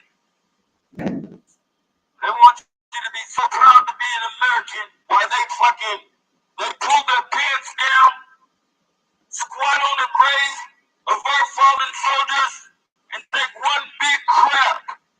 They take a crap on the soil of our fallen soldiers. Make no mistake about it. When you see these vehicles with one headlight, they're taking a crap on our fallen soldiers. Yeah, they use headlights, red cars, white vans, white cars. That's what they do. That's who they are. Make no mistake about it. Ladies and gentlemen, predictive policing is white supremacy. And white supremacy doesn't only come with people, it comes with black people as well. It comes with Chinese people. It comes with every nationality of people you can think of. White supremacy is not a race, it's a system. And it's a system that's getting people killed out here. Make no mistake about it. And more people will die. Just ask VTA. VTA, they know. Hey, VTA, come tell the people that more people are going to die in your program. That's what you guys want. Can you come outside and tell the people? You domestically terrorize me every day, 24 hours a day. You have no problem with showing me yourself. Why don't you go show the people on YouTube what you look like? They've already seen your one headlight VTA vans following me. They see you domestically terrorizing me in your VTA vans. Why don't you come tell them why you're pushing white supremacy, domestic terrorism triggers, psychological triggers to make people flip out. That's it. The people want to know. Trauma-based mind control. You will be exposed. As soon as I can find a news channel that will take me and take my story, you will be exposed, BTA, SJPD, and Neighborhood Watch. You're not going to sweep me under the rug after you kill me and say I had a mental illness. You're not going to do it. I got the proof and the science to back everything that I'm proving.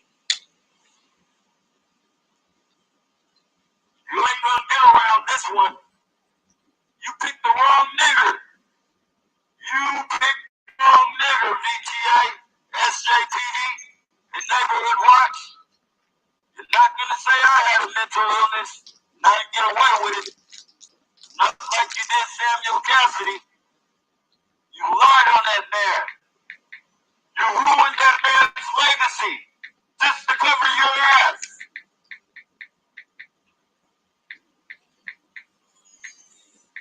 You covered that man's legacy to cover your ass, VTA. You ruined that man's legacy with your white supremacy program. White supremacy has got to come to an end, ladies and gentlemen. It's out here getting people killed. And they're doing it with a smile on their face. Make no mistake about that.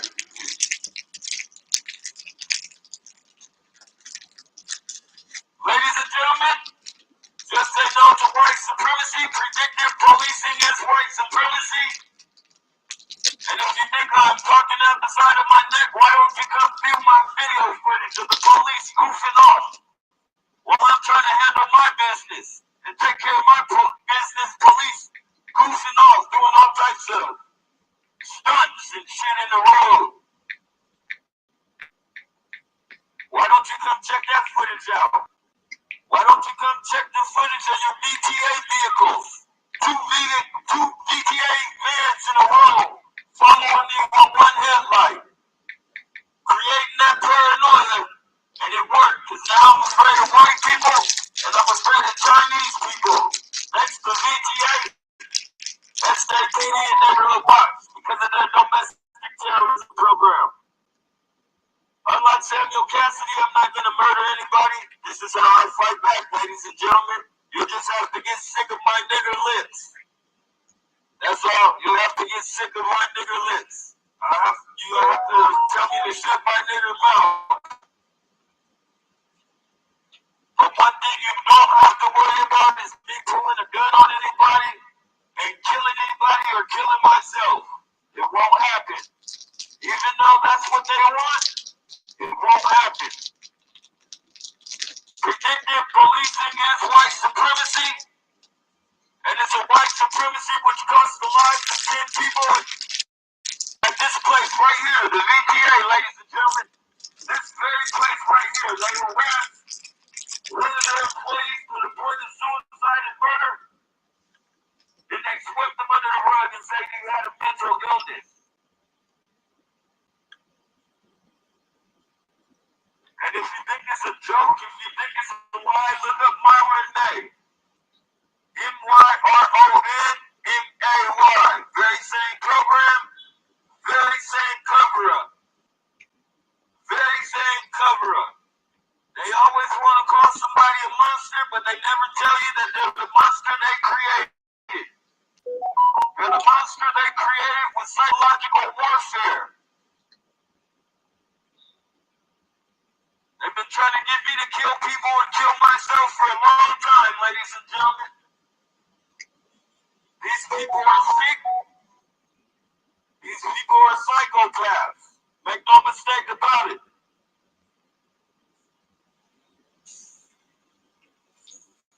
And they want to call the people they harass crazy.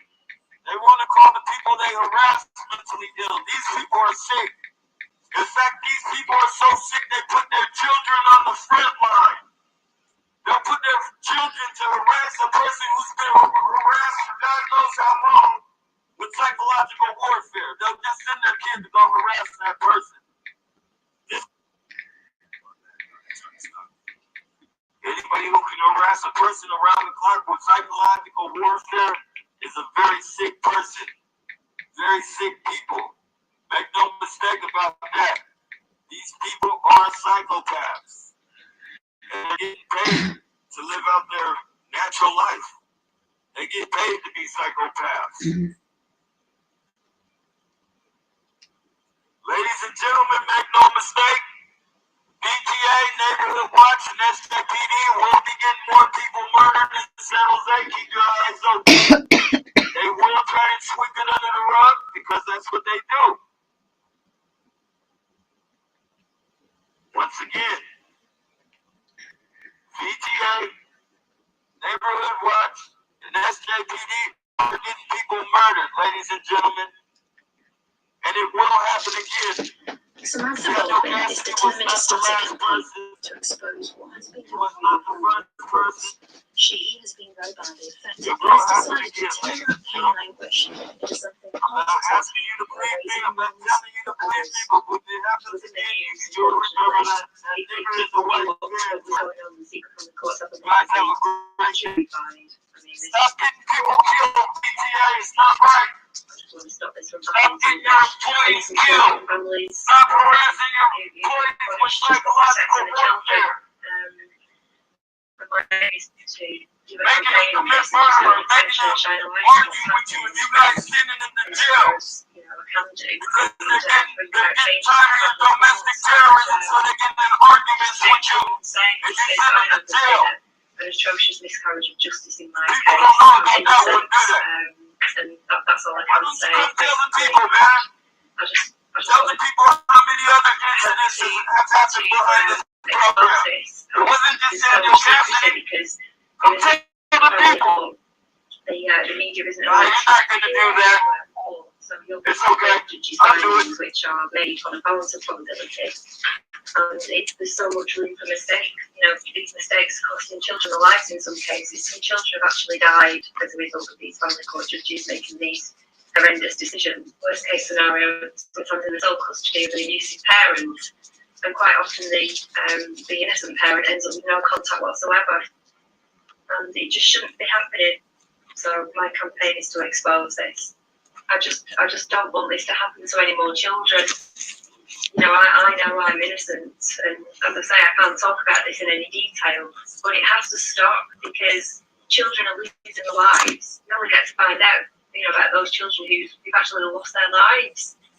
And I know of at least 4 children since 2014 that have lost their lives due to family court judges making the wrong decisions, placing them in danger. And they've got to be held accountable. No one is. You stop.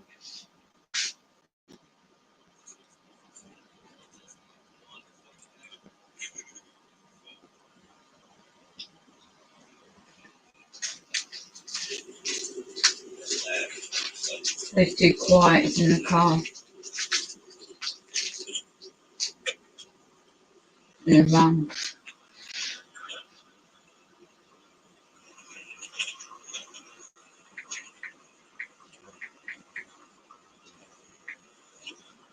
in front of DTA every day. Every Sunday. I'm trying to fucking, I gotta get back on my protest shit.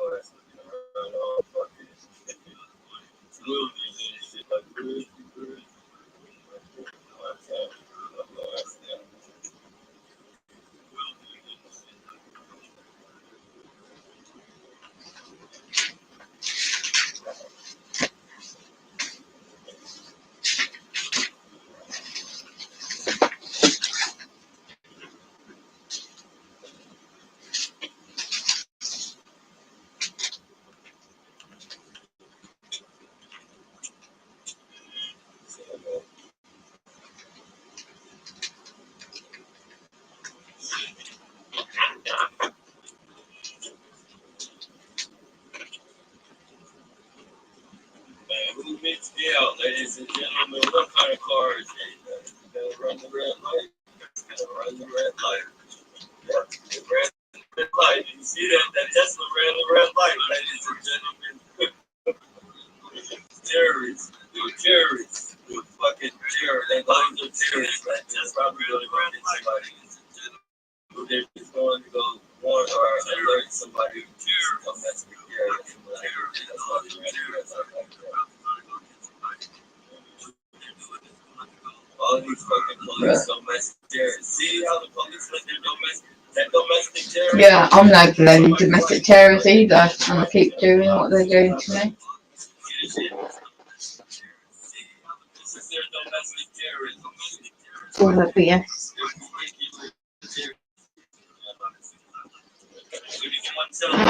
Yeah. Red cars, white cars, headlights, gaslighted twats. You mother industry. Go for it now. Your license plate and tell us that. It'll tell us where you live and all that. You have a nice day, buddy. You want to say your name for the people on YouTube? Oh, don't worry about it. Your license plate and tell us that. It'll tell us where you live and all that. You have a nice day, buddy. It's not funny no more, mother.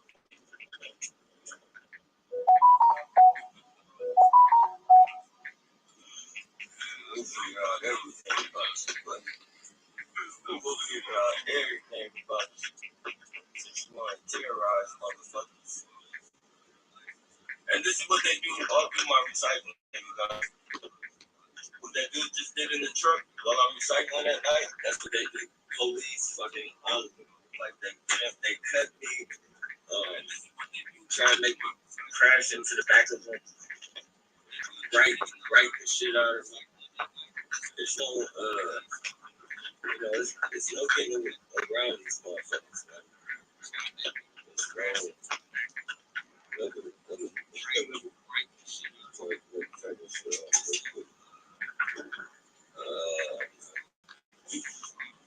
Put this shit off. Yeah, but I got him now though. Like I've got him to where like all I gotta do is present evidence, man, and I'll be good. And let me do that, I'll be good. All the way from the frequencies to my dogs. Like you can't get around. Like as soon as it gets behind me, my dogs start fucking getting off. You can't. They can try. Frequencies to my dogs. Like you can't get around like this.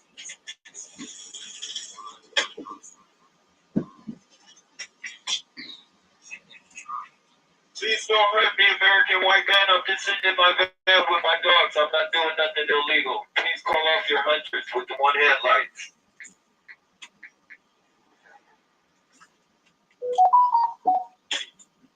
Please don't hurt me, American white man. I'm just sitting in my van with my dogs. I'm not doing nothing illegal. Please call off your hunters with the one headlight.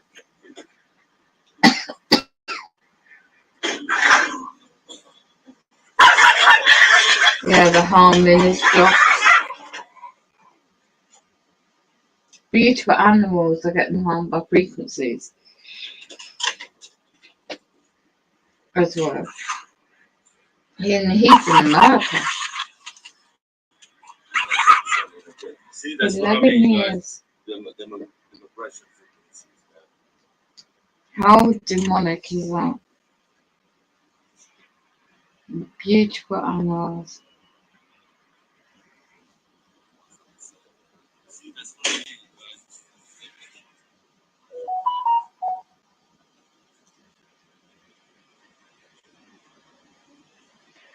They say I never get anyone in the chat because they're actually hacked into the internet to block it.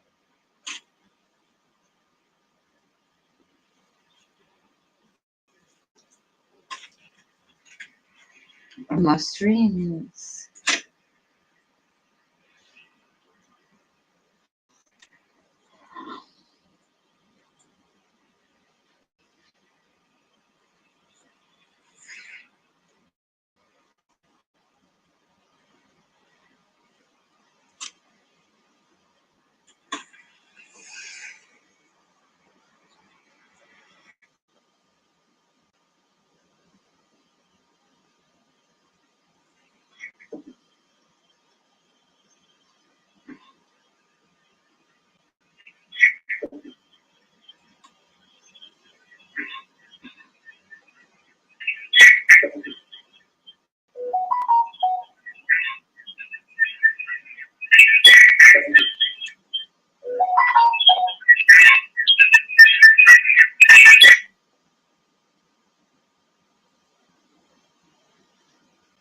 $819.37 million.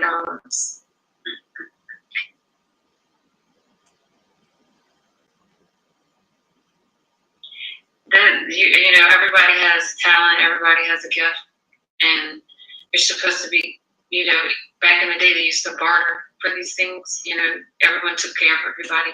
But these days people just want you to slave for them so they can get rich. Then you pay your taxes. And taxes used to be it used to go back right into America's pocket.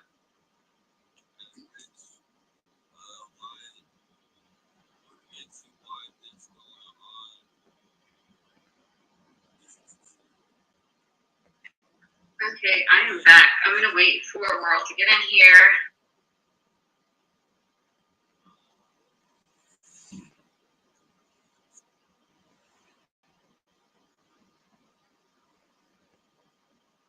Let me see.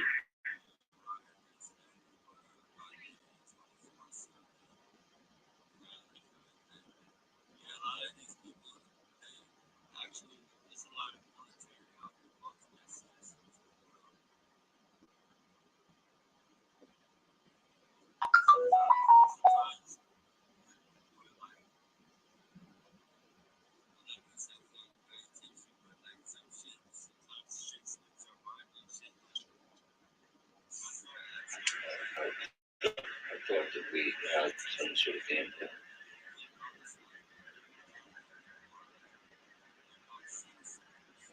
I told you what I needed. You said we should.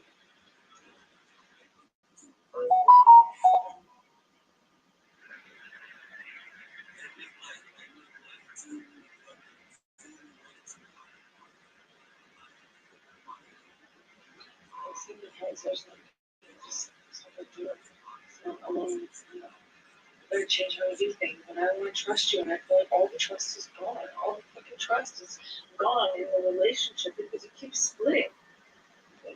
Like, we fight together. There's no You're the trust. only splits, and I want that back. But There's no trust. There's nothing.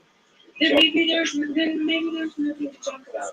But I did come over here with enough love in my heart and sincerity to say to you that all the things I said, which now I feel like I meant them. No, I fucking meant them. Even though you fucking split, didn't come home. You know, I still did that. I've showed myself. I've proven myself. I've fought for you. I've showed up.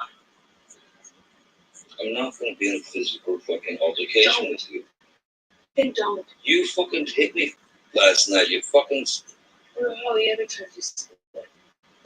Hey, come on, you cannot act like that's about that. It's Well, not. we're on a plane. I can't split. No, and you hit back. So don't act like you don't fucking I participate. pushed you. I'm not going to get into the details of that fight. You and I both know that you split when there is no physical violence involved. And that you do it like at the very beginning of fights these days. And if you split and you go into a different room and you don't actually leave that house, it does nothing but perpetuate the fight. And you don't actually do it respectfully. You don't do it in a way that actually means we won't fight. It always makes more fights. It always makes them longer. It never, ever makes you calmer. You never come out going, I want to talk, or I'm okay, or it's going to be okay. And I am I'm sick, it's right, 100% of being the only one that goes and fights for it. You know what that does? It demoralizes the half of this relationship that is me. It demeans me, demoralizes me. Really? Yes, really. Really, when you split on me, how do you feel when I leave you? When I split, when I go into the other room, you leave how you get another room, you get a flight, things like that. And you asked me not to in Australia, and ever since how many? I don't know how to count them up. No, because I haven't left you in a house maybe twice. Last night and another time. No, you've done it before. I've come here before. I'm not doing that anymore. Yeah, you've come here before. Last time and another time last night. You've done this several times, and getting me a room. I mean, getting another room at a hotel is just the same thing. When did I get another room at a hotel?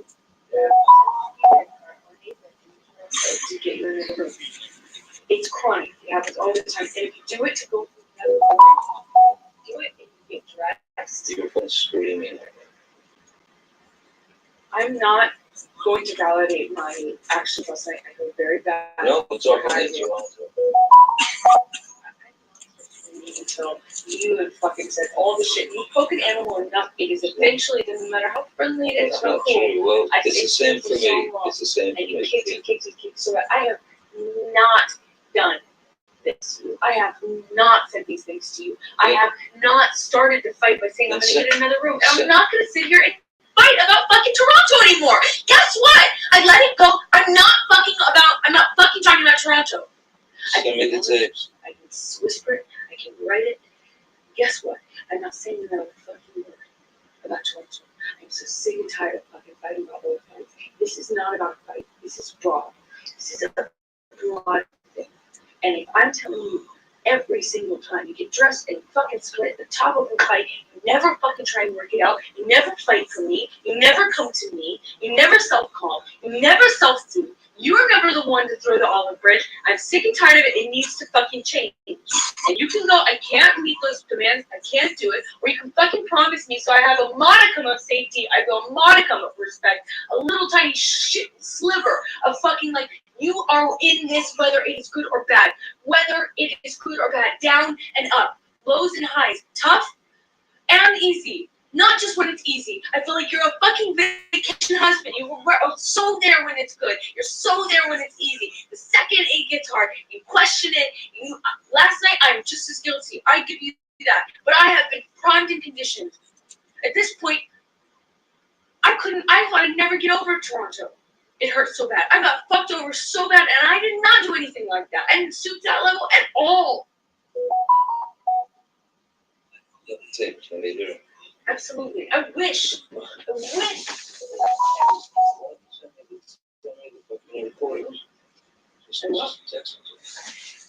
don't know how else to say I will to you. Hasn't really been a kind of a safe environment now, has it? So if I'm looking to stoke fire, yeah, okay. I haven't because we have not been well. We have not been good. When I fucking move out, if I move out, then you'll have them, and you can fucking relish them. You won't fucking like it, what you hear. Won't make you happy. But you hear what I'm telling you. We haven't really been good. It hasn't really been a safe environment now, has it? You act like you're fucking on something when I haven't, sent you this. Like, well, send them to me. Get this. It hasn't been good. It's been a little tough.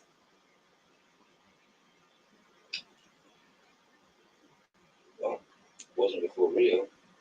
Was it tough? I mean, it was only in the sense that you tried to keep me, Why did you go to Rio? All I've been trying to do is be with you, spend time with you. You said you needed that. You said that made a difference in all of the work and you wanted me to travel with you. That was the time you were looking for apartments. That was after Toronto. Yeah, but that's when we came back here. I know where you were. Toronto, Boston, here. I know where you were. We've been on the road basically since Australia, and I have been at your side, and I have not been going on the road. When we were on our honeymoon, I hope you were at my side. I'm not talking about just a honeymoon. No, I'm talking about many months. And was it all the honeymoon? No. I have been at your side throughout it all. You said, why did you come to Rio? And I answered you. I would love for it to be better. I have no fucking consistency, no safety, no security. The relationship is something you don't fight for, you don't stand up for, you always run from when it's tough. I'm telling you, I need more. We didn't do vows. You didn't make them exactly in that way, But now is the fucking time. I need to know if you're gonna be there. I want promises. I told you that at the beginning of this conversation. I need promises. You're gonna fucking be there. I need promises that this is important to you. Not when it's easy, when it's hard too. This is something you'll fight for. That this is something that's sacred. That neither of us throw out at every fight. I can't be the one that holds the promises. I was in Toronto and it fucked me over. I can't be the only one. You can't be the only one. If I split on you, all those times that I thought about doing it, we would not be here. And I stayed, and it's tougher. That's stronger. I'm stronger. It is easy to run. It is easy to run away from problems. It is easy to take that out and say, well, that's the easiest. I mean, that's the best, safest. That's the safest way out. I'm not saying we should get into physical altercations. I never want to be in that. Never. But every time you don't like what I say and you fucking run away, we'll never work out anything. You can't run away every fight. You can't. It's easy. It's not brave. It's not strong. It's harder to say to somebody, I want to work this out. I want to face what I have. I want to face what you have. I want to work it out with you. You're not working it out. You're running away, and then you make me be the bigger person every single time and come to you and knock on the door and come to this house and say, hey, we're married. It's supposed to be sacred. Calm down. Calm down. I made you. Yes, by default. If you're never the one to do it, one of us is, and I'm the one to do it every time. It means I'm the bigger person every time. It means I have to be the stronger. It means every time I have to fight for our relationship, and you get to be not. You get to be lazy. You get to be cowardly. I don't know what are it you is. here for? What do you need me for? Once again, I am fighting for the relationship. With a guy that you don't fucking trust or like? What? I did not say anything like you. I love you. You're my favorite person in the world. I remember what I said at the beginning. I'm sorry you feel like you can't imagine it. But I said this to you at the beginning of this conversation. I said, you're my favorite person in the whole earth. If you were the most magnetic, shiny, beautiful, interesting, dynamic person I had ever met in my life, it would be so easy to walk away from this bratty thing that you do. Untrustworthy. Did you hear what I just said? I said I can't trust. I can't trust. That's not meaning you're untrustworthy. It means that we've created a situation. And I'm telling you what you do to create it too. We've created a situation in which there cannot, trust can't grow. It's like, it's trampled every single time. And we need a marriage. That's why I sat down. Do you not remember me sitting down at the very beginning of this conversation saying just that to you? Saying, I know you got married for security and for safety. So did I. We did not get married because it's something that we're doing, because it's something we could walk away with the foundation. No? I wanted, yes, I wanted to make you my wife. Yes, but you could just have me as your girlfriend if you didn't want the foundation. And you told me, and maybe you go back on it now. Fine, okay, cool. Lie about that. I don't know. You told me you wanted a foundation. You told me you wanted the security. You wanted the safety. You liked the foundation. At the beginning, you said, I really like having that. It feels safe. So don't argue with me when I say it now. I'm not arguing with you. Oh, yeah, but you had to pick your part. I said because I loved you and you're my wife. I wanted you to be my wife. That's picking your part. I don't want to do this. I don't want to fight about fight. I want to fight about semantics. How come when I come up with a point, you can't answer it? You don't want, or suddenly you don't want to answer it. What if I'm not answering? Because I don't want to start a fight about this new thing? No, I don't want to. I said you wanted the safety and security, and you stopped me, you interrupted me, and then you said, what? Because I wanted to have you as I didn't interrupt you. You asked me, right? You said, right. I meant you interjected. I meant you said. How about that? See, now, is this better? I answered you. I addressed what you're saying. Now, can we please not fight about that? And I said, because I love you. You said loved.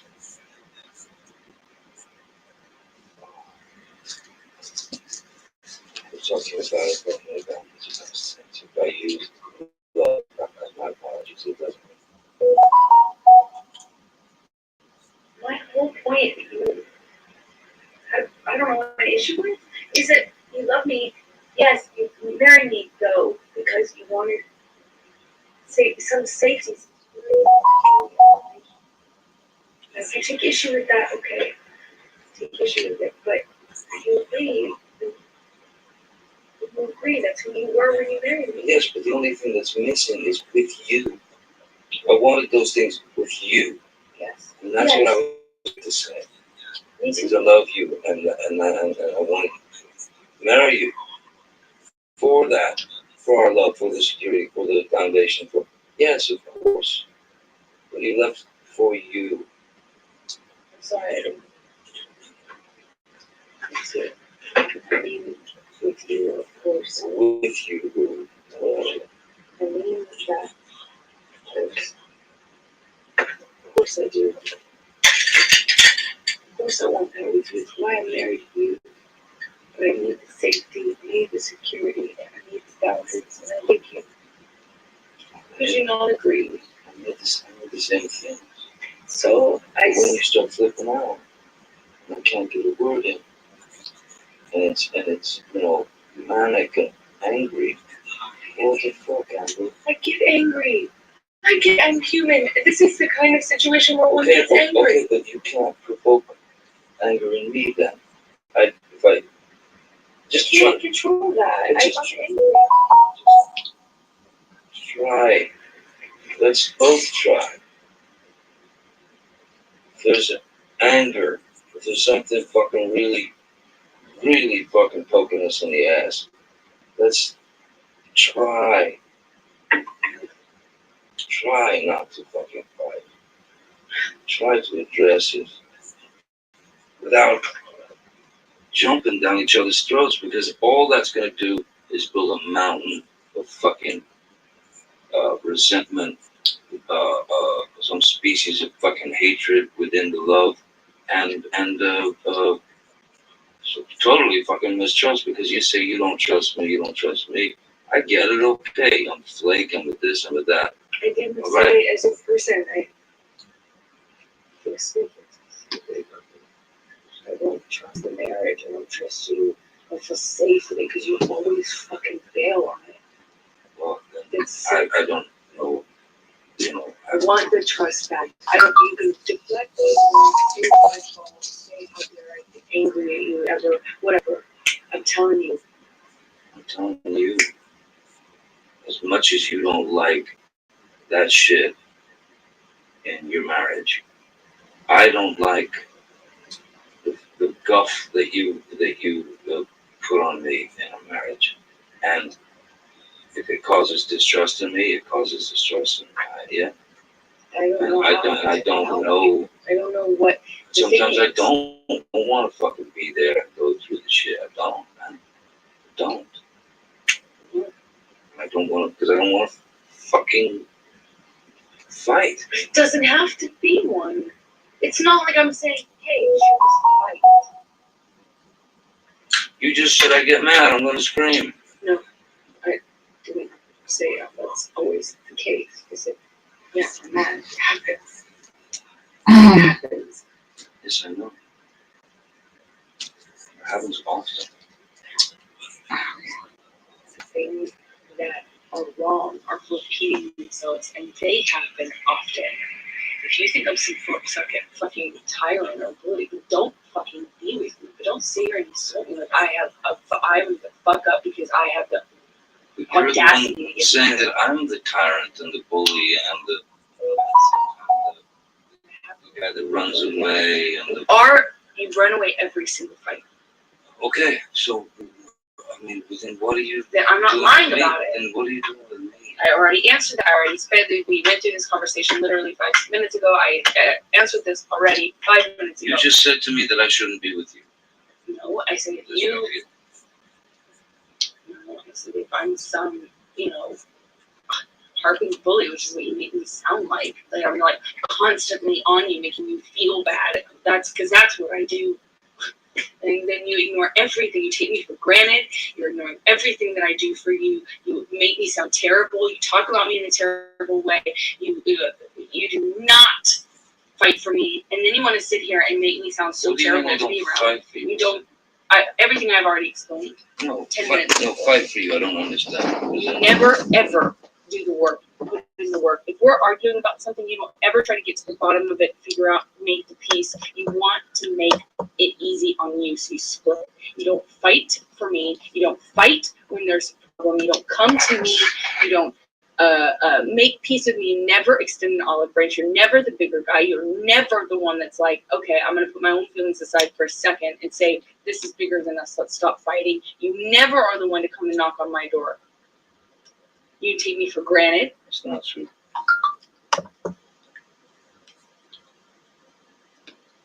It's not true. I'm not the one who fucking throws fucking pots and That's different. That's different. Fucking else at me. That's different. Does not negate the other. It's irrelevant. Does not mean that you come and knock on the door. Just because they're invasive does not mean that you come and knock on the door. Really, I should just let you throw. I'm not saying that. You're saying that. You're putting words in my mouth and then making non sequiturs. I'm giving you a situation. No, you're trying to justify how you don't or do come to the door. No, based on I'm whether justifying. it's irrelevant. No, I'm justifying how you seem to think that there's this cowardice in me that runs away and I don't fight for you. And you're justifying that by saying I throw pots and pans? Okay, cool. Let's talk about everything you do, Rob. I'm not the one who fucking did that. I didn't. So that makes sense. The only time I ever threw anything at you was when you fucking threw the cans at me in Australia. Why are you trying to justify who throws things based on whether or not you come knocking on the door? Because that is a fucking irrational and violent fucking maneuver. So a man would want to get out of that area so that he doesn't get so fucking angry that he actually does pop the fucking wife. How does one inform the other? Go home and listen to the tape. Please. That's what they're for. Yes. You listen to the fucking tape. Oh, I'm gonna. That's a lie. Well, no, you definitely get, if you've got psychic powers, you're just automatically targeted. You're automatically a target if you have genuine psychic ability.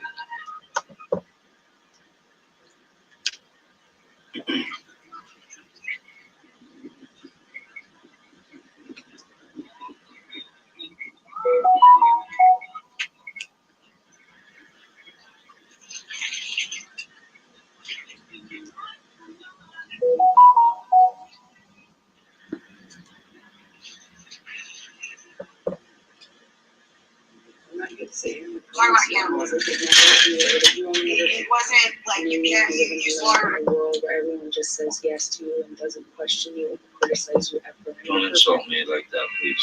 That's like serious boss That's energy. not the case. It's not like you're with me. You're expected to be a homeowner. You're expected to, sign your life away for 30 years for a house you're never going to pay for. You're never going to pay it off. That's your... Watching you live in front of Travis, that's really that's your problem, and that's your whole thing that you created. That's my problem, but my problem is that you don't trust me. No, What the fuck is going on in there, man? I don't trust you. You don't trust me in our marriage. Well, what is everything we're talking about? Our marriage. Tell me if you want to start talking. You're saying you don't trust me personally, or you don't trust me in the marriage? But I don't understand what's so different. Tell me the difference, please. No, I think you could probably explain it to me a little better. I'm slow.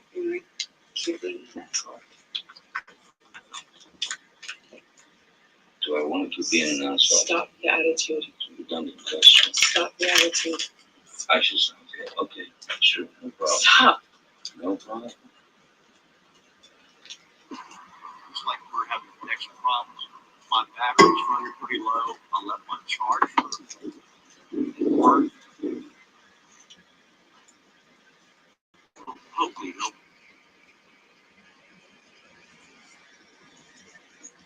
So I'm not going to sit here and go over every fight we've had. I'm not going to refight this fight. You have something you're holding on to about Travis. Fucking go fuck. Go do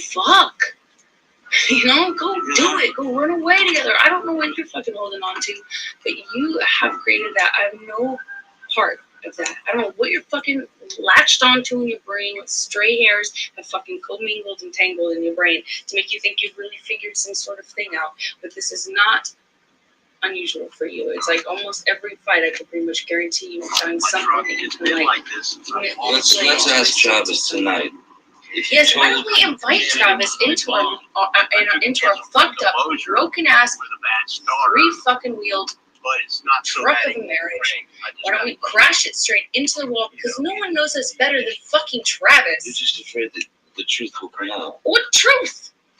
That you lied. What are you fucking talking about? I didn't fucking even have a fucking thing to lie about. What are you fucking talking about? Every fucking fight, there's a new thing that you've convinced yourself is a lie. I said to you, Amber, Tell Travis what you just did. Did you just fucking? Did you punch me in the fucking jaw? Did you fucking shit? That's what I tell my truck. And you wouldn't say fucking. I don't know what you're talking about. It never fucking. I see the Never lie. fucking happened. I see the lie. You really should run with this. In fact, maybe you and Travis can go and like That oil change, man. tell all about what Hey, you know, an investigative Stop with study. the attitude, right? Stop with the attitude. Check me out, y'all. Getting all bunched Check up. it out. Last time I wore a helmet like this, I was rappelling down rocks behind enemy lines in Afghanistan. No, but I was rappelling down a cliff in Colorado in 1993. To say or fight about fucking Leon, whatever you think happened with Travis. That No. wasn't a conversation. Listen, We I were was not fighting. high. I'm not going You to. lied. You're an asshole. You were fucking full of shit. No, Not I- lying. I- You went, just heading out. what conversation right did I have with Travis? Walmart. We Big, get a per diem big card, investigative and study you've it done. was my I'm not understanding sitting here No, fighting I with was you in a about situation with the you. fight that After we had this last fucking night. got physically violent with me, I texted Travis. I said, "Come up here." Because I didn't want anything to happen. You're just going to get your PDM of 150 No, go ahead, bucks, continue. You, and then Travis to the rescue. That was the last one. you know, spend what you can on the card, and then before your last day, you need to go to an ATM and unload it, draw all the cash out. So that's what I'm going to go do. I'm going to go buy some I watched socks. you lie. Call me a liar. I watched you lie. I heard it. It's right there. There's no what. You still haven't told me what lie it I is. should have But looked yet up every single fucking time. You know you say this every single fucking We'll talk time. to Travis. I'm not fucking talking to nobody. No, Fuck that. You go fucking jerk. I'm just gonna Go jerk them off. I don't care. I really could care less. See if I can It's you find every single time you latch onto some sort of thing. When I already told you, I don't know what you're fucking talking But I about. like You don't even know what you're talking about. You still haven't even told me what it is. It's a nice Run town. with it. You I have run told you what it is. When I saw the I news said last to night, they had Travis, I said to you, hey, tell Travis what just happened. When you tell me to do it. You Yeah. told me to do it. Don't do that. I didn't know Why? You punched me in the fucking thing, and you You shoot me figured in it the out. face, and you said, "Motherfucker, I didn't. What the fuck are you talking about?" about? And I watched you lie, and then I I didn't said, punch you, by the way. It's kind of like I'm Dallas sorry that I didn't Fort Worth, you know. hit you across the face and across the spot, but I'm kidding. I'm not punching you. Bitch, you're not punched. "Don't tell me what it feels like to be punched." You know, the you're fire. it's been They're way past that way.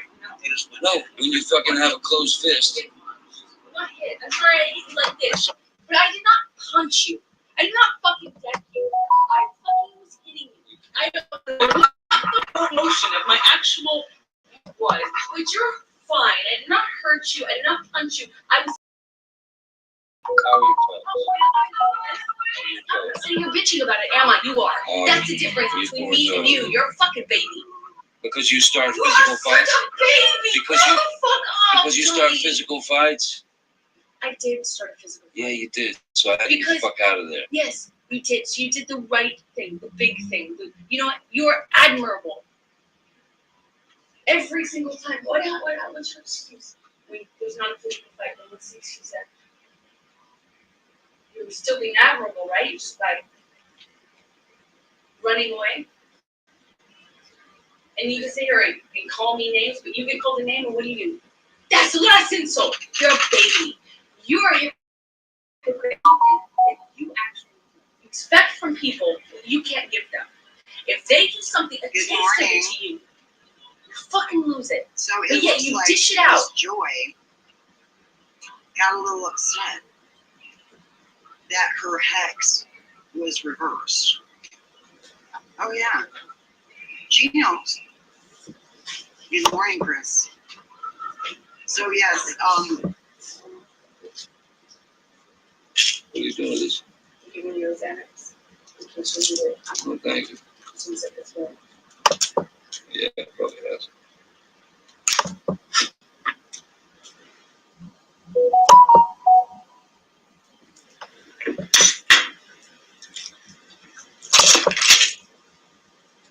I love you. And I told you. And I fought for this marriage. And I fought for you.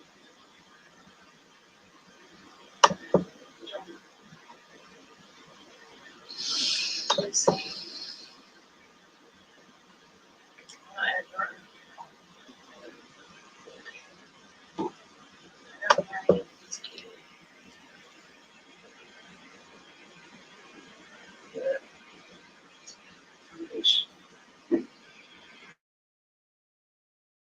So we have to start up.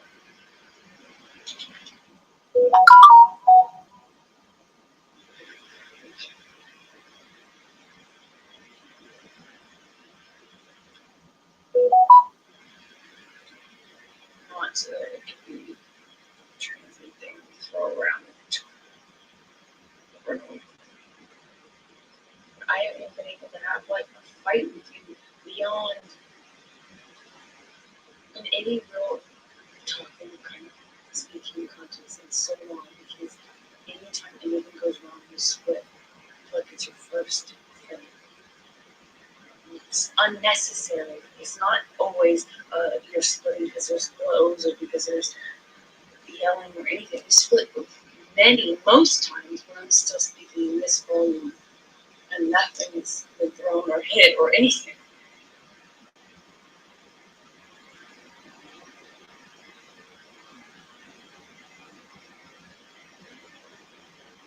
It's only what I need for this.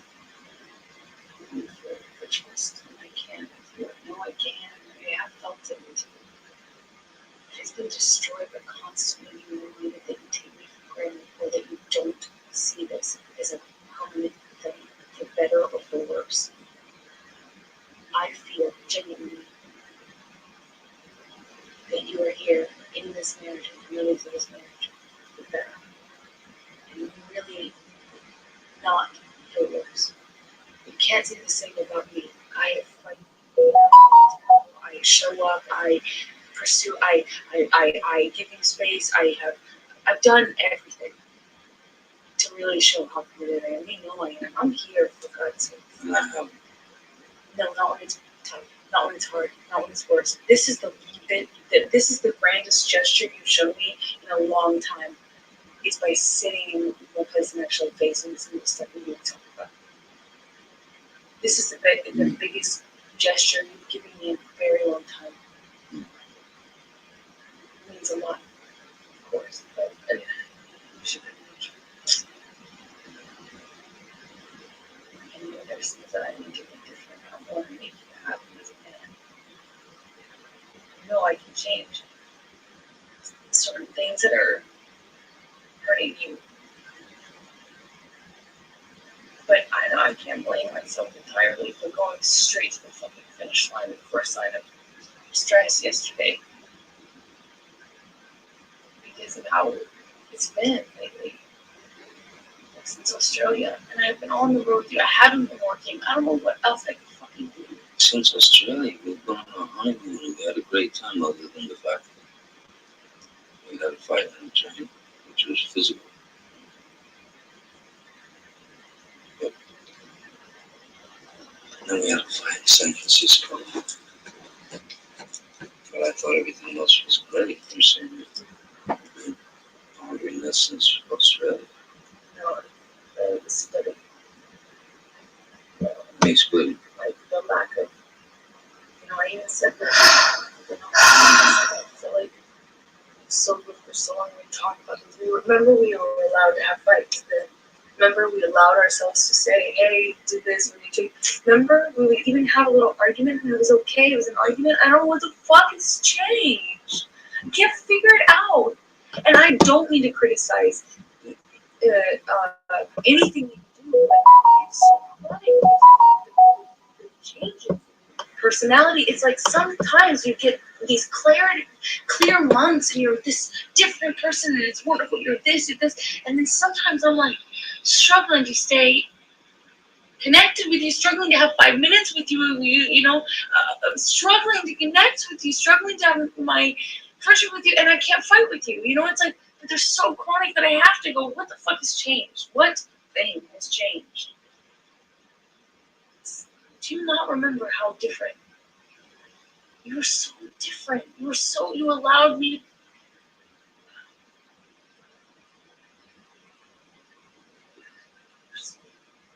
I allowed you to what? And you were so present, and we were allowed to fight. We not even fight. We had arguments. You weren't like this. Mood swings up, down, like really aggressive and really cool and calm. I mean, you've given me this time here on the couch, and it's amazing that we can actually talk. I never feel that safe. I constantly feel like you're about to fucking split. I don't want to feel like that. You make me feel meaningless.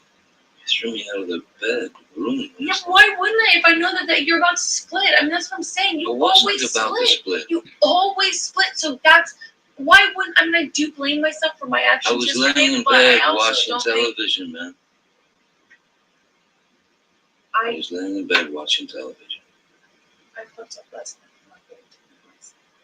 But I also can't blame them for me going to the finish line. That's always where I'm enjoying it. You're saying you thought you were sure I was going to split. Always. I mean, that's just. Why would I split if I'm laying in the bed with you watching television? Anytime I tell you that I'm unhappy with anything, and it's typically the same thing. Anytime my voice is different, I'm not allowed to ever complain. I'm not allowed to think anything on it. I've told you this 1,000 times.